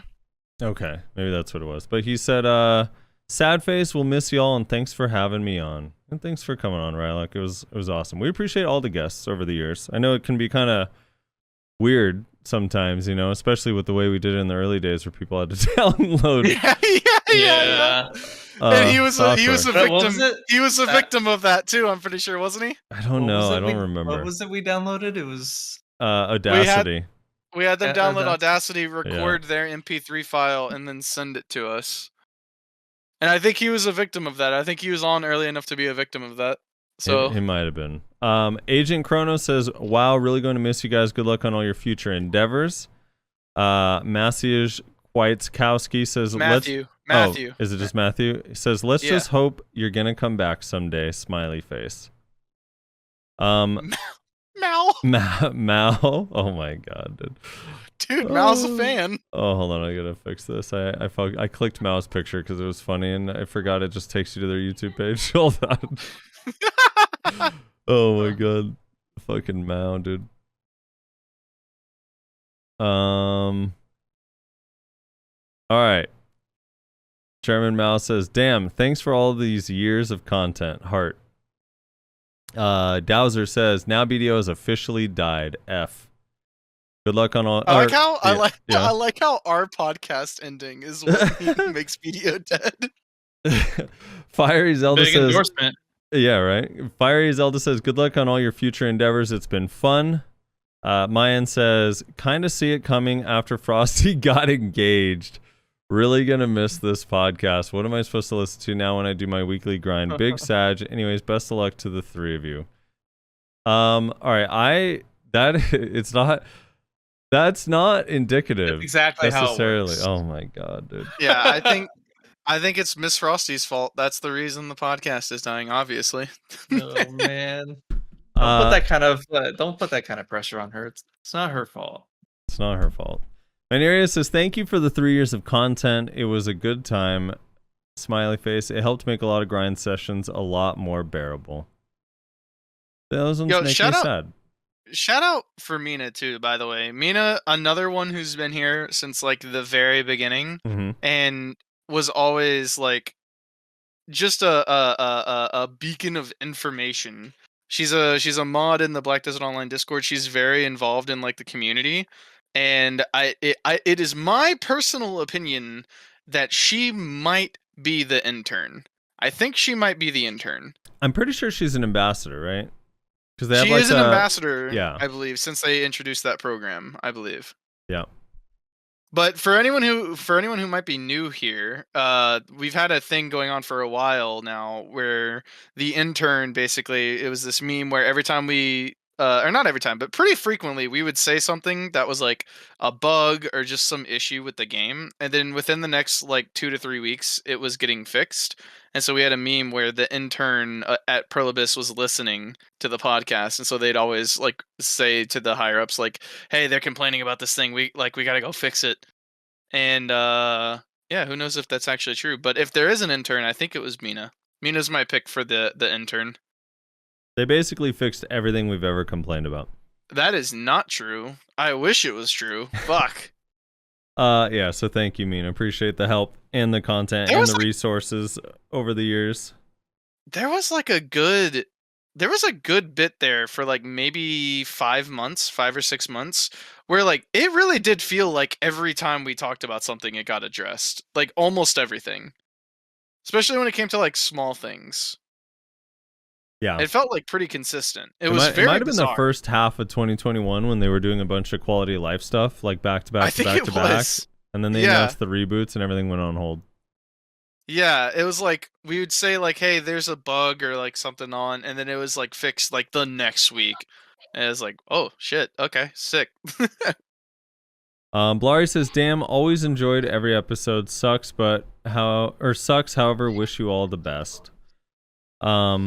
Just minding my business says, "Sad to hear that the show is ending. Thank you for the years of great content, entertainment, and knowledge you provided for us. The community will be worse off without you guys. Best of luck to all of you moving forward. By the way, if anyone seeing this wants to put together Value Pack Best Moments video, feel free, XD." I like how he's giving them permission. Yeah, feel free.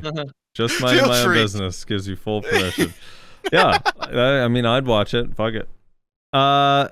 Coco Tasso says, "I enjoyed listening to you guys every weekend. Thank you and good luck with everything." Vesper says, "Sad, ... Sergio Lanchazo Lopez says, "In the years since I followed you, I don't think I commented ever, but thank you guys for the laughs. Good luck with life. I hope you do well." It feels like we just graduated like 8th grade. Yeah. we got our diplomas. We're throwing our hats in the air. You know, shit. We fucking did it. Relic says the Value Pack podcast has been the sole reason I've grinded on BDO lately. Sad to see this go, but grateful to what you guys gave us. Good luck with your future endeavors. Pirate Poro says, "Feels bad, man." Oh, EU's apparently still having AOS issues. That sucks. Enfrax, we mentioned earlier. Enfrax been a long time viewer. Enfrax says, "You will always be part of my memories whenever I think about BDO. Thank you for all the years of entertainment. It's been a pleasure." Same to you, Enfrax. Appreciate you, man. Dead Ghost says, "Okay." King Celtic says, "And with that, I think this might be the end of me playing BDO. The game is kind of boring now. No content. PvP is kind of fucking boring with everybody getting one shot no matter what your DP is. I think I'm fully burnt out on this game." Yeah, the one shot thing is, it's just not fun, man. It's really not. Yeah. Daz says, "Thanks for making the BDO podcast. Always love to listen to you guys during my grind time. Best of luck to all of you." JJ Carver says, "Yeah, right. Rezlar Frosty and Ashy Knees. Y'all aren't getting out." Ashy knees. Ashy knees. He said, "Y'all aren't getting out of that tier list. But all jokes aside, thank you for all the content you guys have given. I'm like a year old in BDO, and every week I look forward to hanging out with you guys during the podcast. It's bittersweet because I just had a daughter 2 hours ago and wanted to chill and enjoy the tier list and read all the rage comments. But just like my situation, real life wins in the end. Thanks again for everything." First of all, congrats. Yeah, that's crazy. Yeah, that's crazy. And listen, I tried to get him to do a tier list we met in the middle and did something else. So hopefully people will enjoy that. Isn't Enfrax the first patron who gets mentioned in every podcast? See at the top of your list, Rez?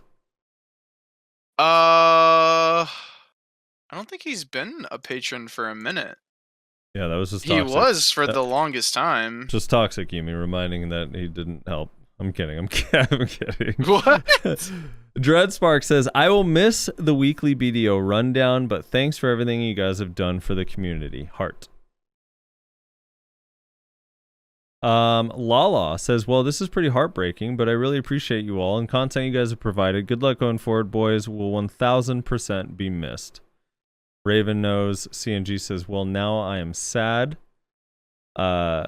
Cheyenne says, you guys got me having a BDO. It was my life once upon a time. I used to listen to you guys while in grind spots. I wish you guys well. Thank you for everything. Heart.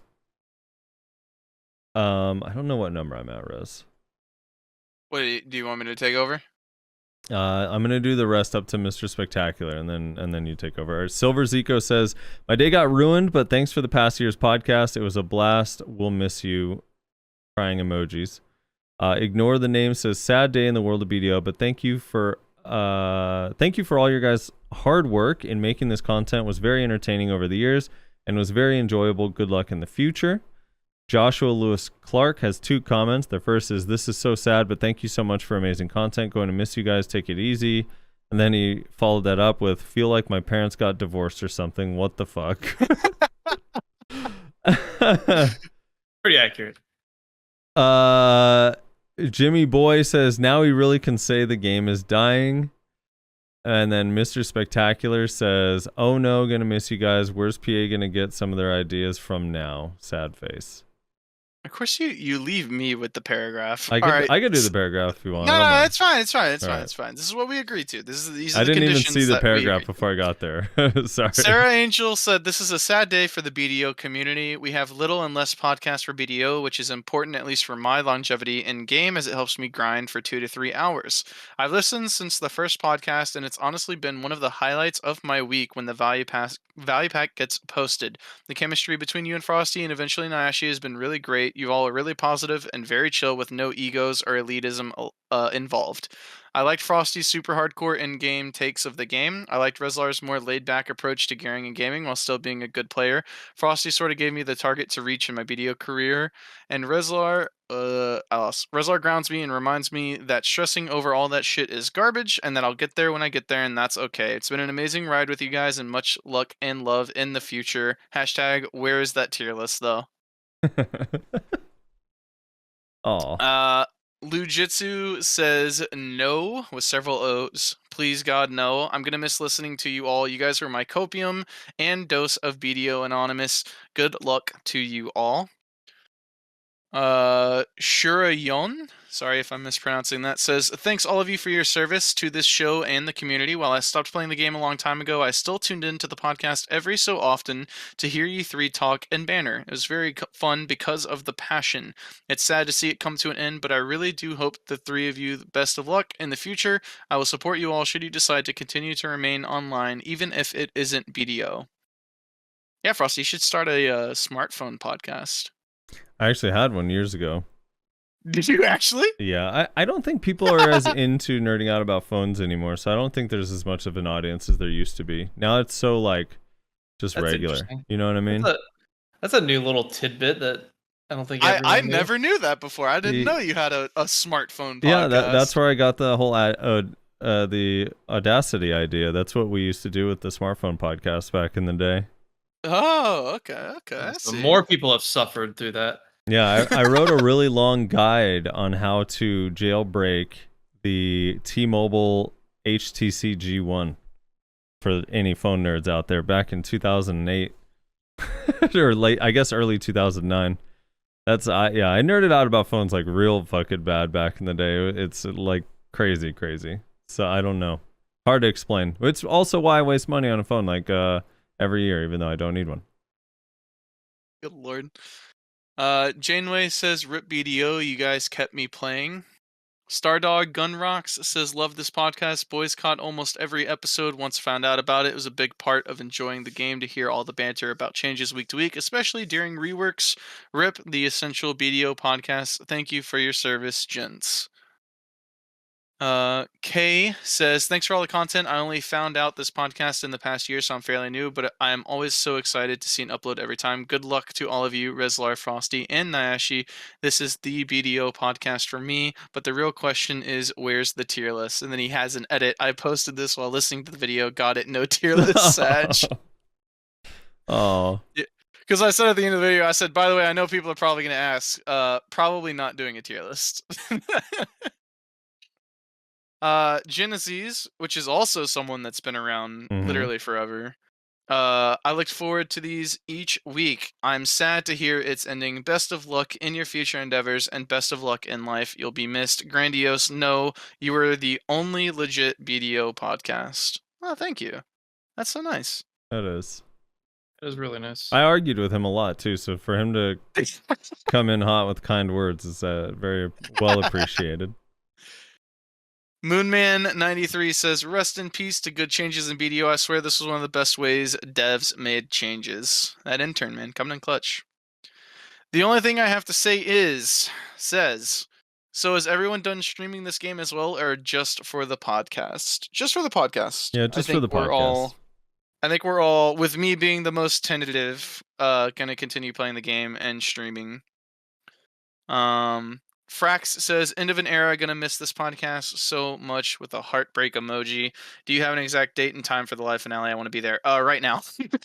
Yeah, Right now. Calamity says, man, I'm a dude, but this is legit heartbreaking, my guy.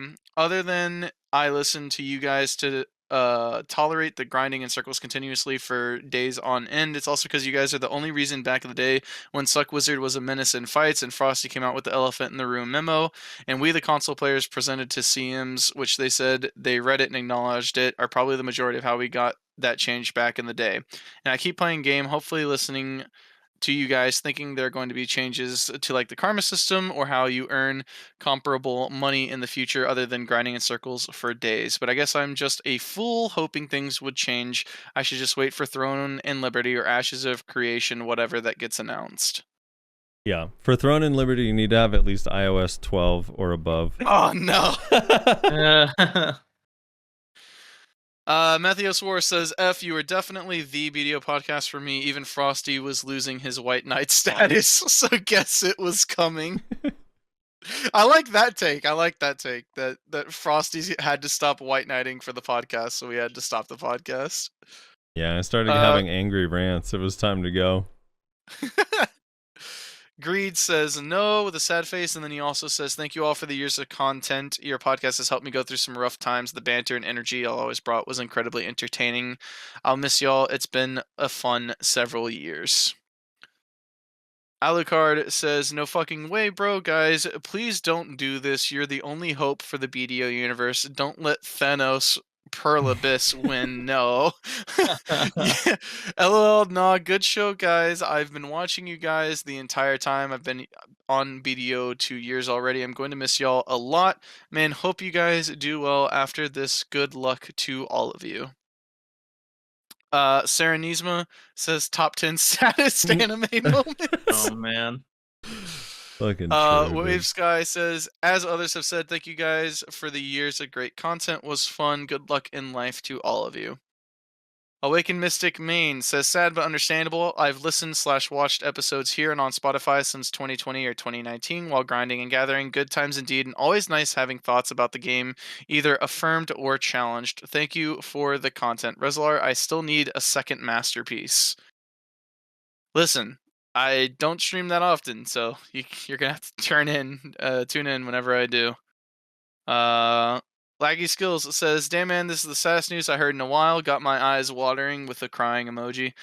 Thank you guys for the content and entertainment you've provided us over the years. Really appreciate you guys and hope none of you stop streaming so I can still watch y'all. I always looked forward to listening every single week. This will be greatly missed. We also we know Frosty is to blame for this. Frosty gets engaged and then brings down the whole podcast because if he can't have fun, no one can. And then he says, just kidding. Rip to the value pack. True. Love you all with a heart emoji. It's true. If I'm miserable, you're Yeah, all Frosty, gonna what be the fucking fuck? miserable. Yeah. I like that. That's just associated with marriage too. It's like, well, if he's gonna be sad, I guess we're all gonna be sad. It's like, no, I'm getting happily married. All right. God damn it. Yeah. This is not arranged. It's not an arranged marriage I'm being forced into for the good of the kingdom. It's pretty funny. Smoky Treebone says, very sad to hear. We love you guys' content. That being said, we all want what's best for you guys. Thanks for all your time and dedication to the BDO community, guys. Love you all. Heart, crying face, will miss you. XXX Harambe says, nah, bro, it's bigger than BDO. It's a good podcast overall, especially for a ragtag bunch of fools. True. I do See, like this guy gets it. I do like the one of the other comments too. I think it's amazing when someone's like, yeah, I haven't even played in a while, but I still tune in sometimes. I think that's Yeah. cool. That's super cool. Yeah. XDXD says, Ripman the Value Pack was my main podcast I looked forward to every week. Is there any others out there I'm missing? The other one I did was Nerds and Words, but that died out when Potion Shop went AFK. Man, sad face. Yeah, I don't know. Is there a podcast type form? Is there even a Siege podcast anymore?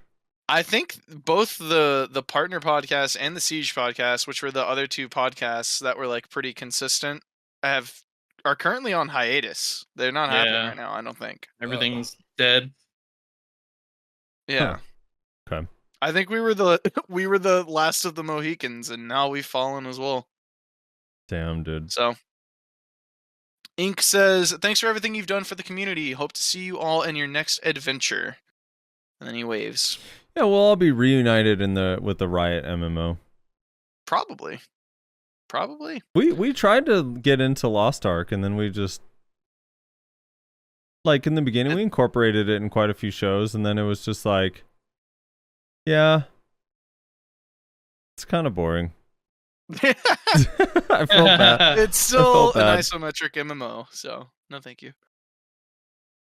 Dylan Sandgren says, damn, it was fun while it lasted. Best of luck to everyone. I blame the lack of PvP rewards.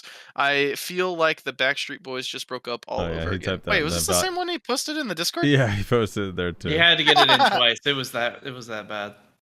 Hawaiian says, truly a sad day, not gonna lie. I got the same feeling you get like when your best friend moves away or something when I read that title. I literally get all my information and updates through the podcast and watch it every week throughout the week on my way to and from work.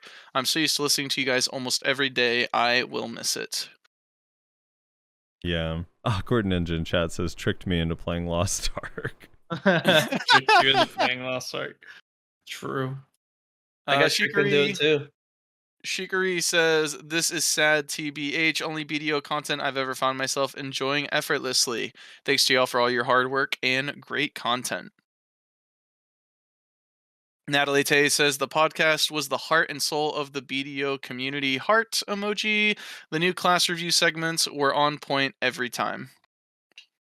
Original HD says, rip BDO, want to sell bus Argos 1000 gold. I don't know what is that. What is that a reference He's to? selling Argos carries in Lost Ark.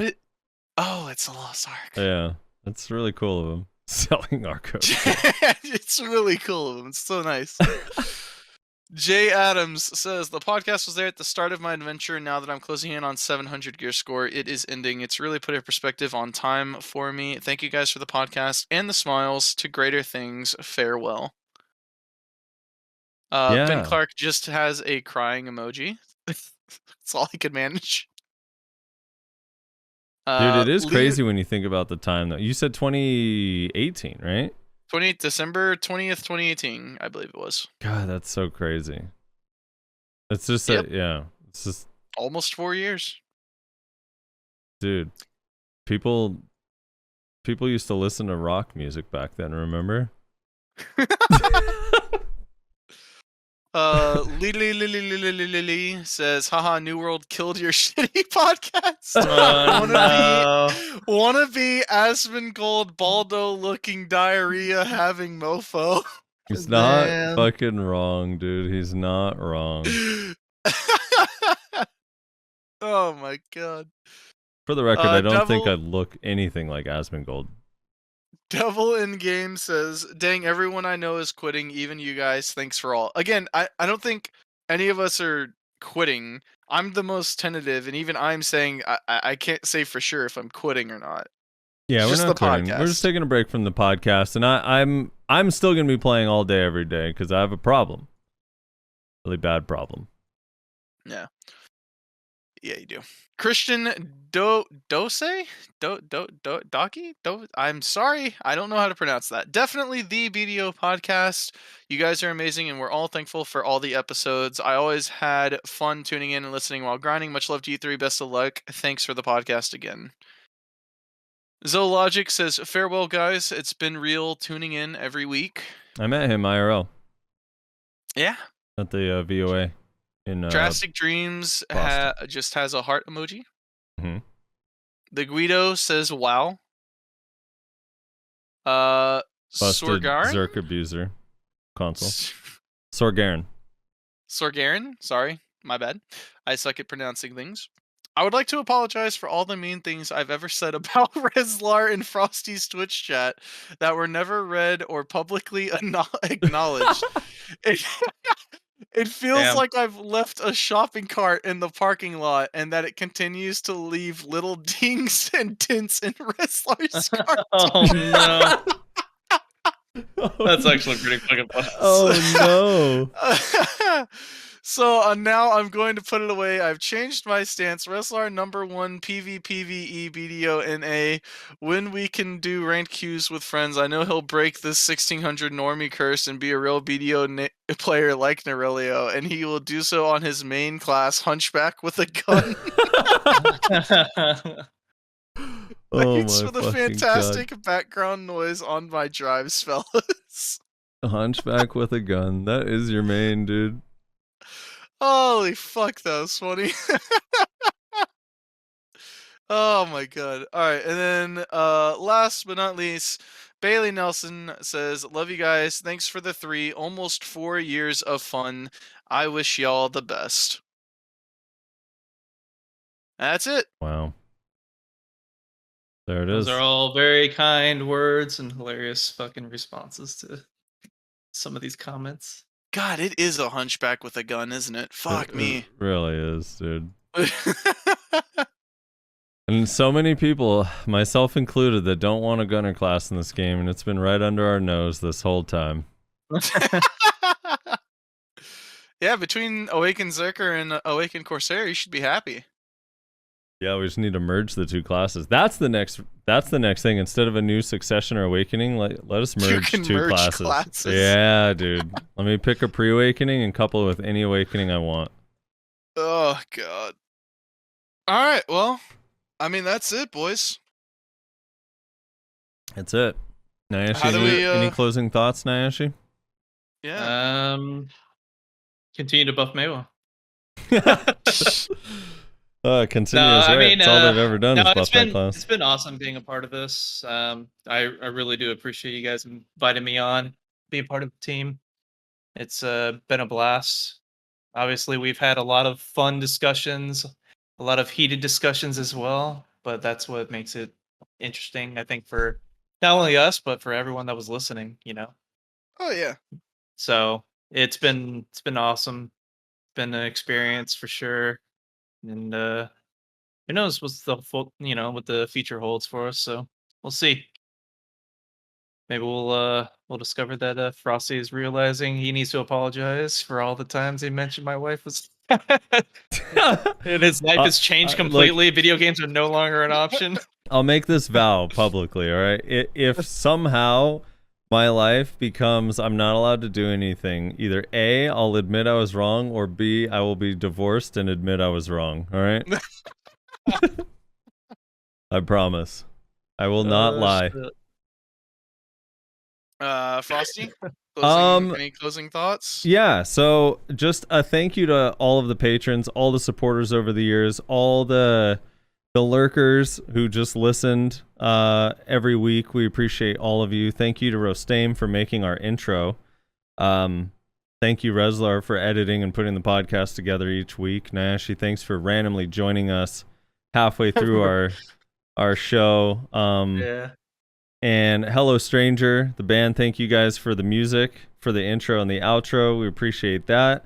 And just thank you to all the commenters and the supporters and everyone who's joined my stream and Reslar's stream and Ayashi's stream and subbed to support outside of the podcast. Yeah, you guys have been fucking awesome. The podcast has been a lot of fun, and it's I don't know, it does feel kind of like that person said, like your best friend is moving away. It almost feels like a breakup. It's like kind of weird. But I'll still be messaging Reslar and Ash in the group chat all the time. Oh yeah. We usually do. We'll be running into each other in AOS, I'm sure. Well, probably not Reslar. He's in y'all blue better rank. not run Probably into not me. Reslar. Y'all are gonna be down bad if y'all run into me, dog. Right on Reslar and his blue rank. But we do, me and Ashley definitely post a lot in this group chat of us just complaining or bragging about Solaire and classes it's pretty in fun. Solaire. It's pretty fun to read. It's pretty fun to read, honestly. Yeah. Yeah. But anyway, I had an awesome time, and it was super fun, and there's no way in hell I ever thought, A, that the podcasts were going to end up being 3 hours every week, and B, that we would last for 4 years. I mean, I didn't think I'd even play the game that long. Yeah. By December 2018, I'd been playing the game for a little over a year, so it's like, I don't know, it's crazy. Yeah. Rez, any closing thoughts?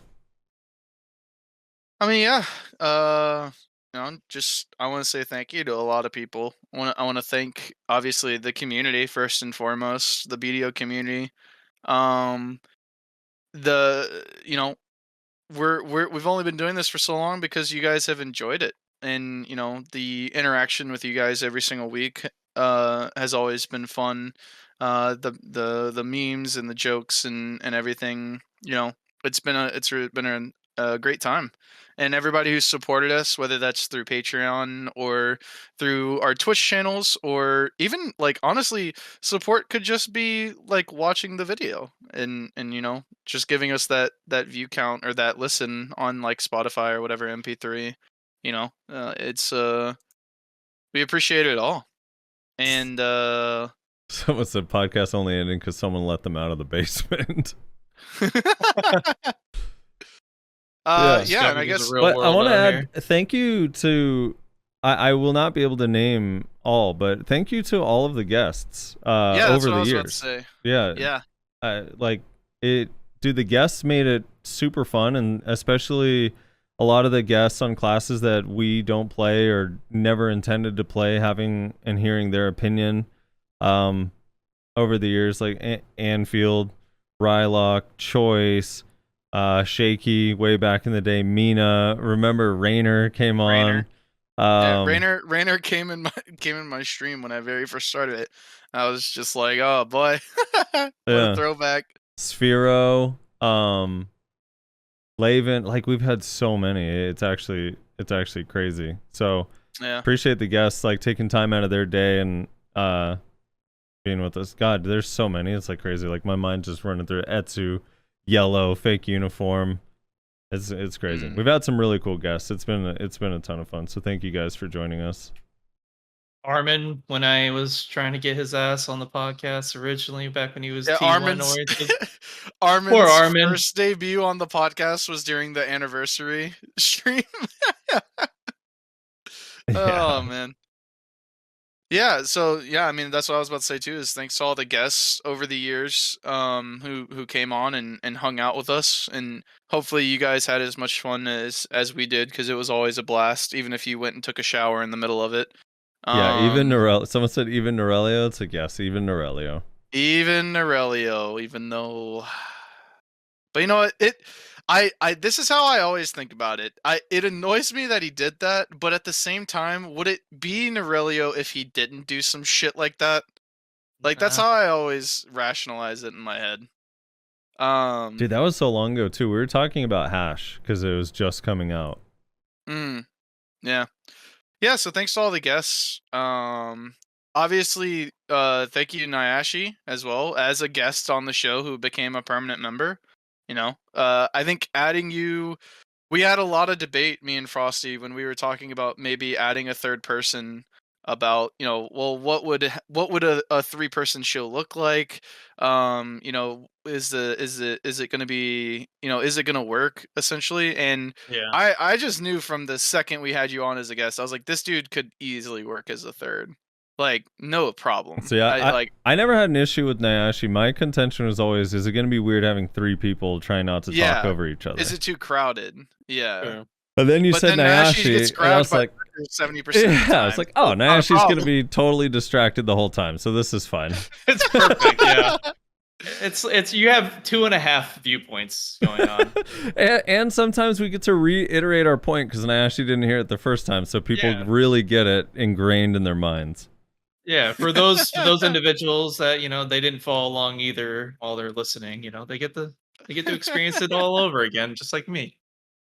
But yeah, no, I'm super glad that you came along with us on this journey, and I think the show, I mean, it's clear to see for me, obviously, that the show wouldn't have been what it was without you. I mean, so much of the high points in the show involve you, and I'm so glad that that you came to join us on this. And so, yeah, thanks, I guess. Thank you for joining us Appreciate it. on this journey. And then, obviously, Frosty, thank you for agreeing to do this with me. You know, like Yeah. it's so crazy to think about how this all just started on a fucking whim, because we used to debate in Discord, in our guild Discord, and I said, I feel like this is interesting, and I feel like people would want to listen to this, and so I literally just contacted you and said, hey, would you be interested in doing a podcast? And then before I could even explain further, you instantaneously replied yes. And that shit killed me, and it makes me laugh to this day every time I think about it. You didn't even know like what the format was. You didn't know anything about it, but you're like, absolutely, let's fucking do this. Yeah. No, And, thank you for being willing to argue and debate with my stubborn ass and get into majorly heated debates without kicking me from your guild or the podcast. You know, that's pretty huge. Not everyone can say that. You know what I mean? Yeah. Well, and yeah, and again, I think that's just part of why it was a good show, is because we're both very passionate about our opinions, and those don't always meet up. But at the end of the day, we can realize that it's all just opinions about a video game, and that, you know, as heated as we might get, there's nothing but there's no hatred, right? There's no hatred between us for any of it. It's As not heated enough as hatred. we might get. Not enough. Not hatred. enough hatred. Yeah. So, yeah. I guess that's it. Is there anything else? There will be one day in the future, but for now, no. We've said our piece. Thank you guys. Thank you to everyone out there for making it all possible. You guys are awesome, and I'm gonna miss you guys a lot. Yeah. And for the final time, if you want to support us, I'm going to be closing the Patreon down, obviously. But you can support us via our individual Twitch channels, which you can find in the description down below. Twitch.tv/Nyashi_NA, Twitch.tv/SoFrosty, Twitch.tv/NotReslar. They're all down there in the description somewhere. You can go find them. And thank you guys so much for listening, for engaging with us, for all the comments, good and bad. And yeah, that'll be it, guys. Y'all take it easy.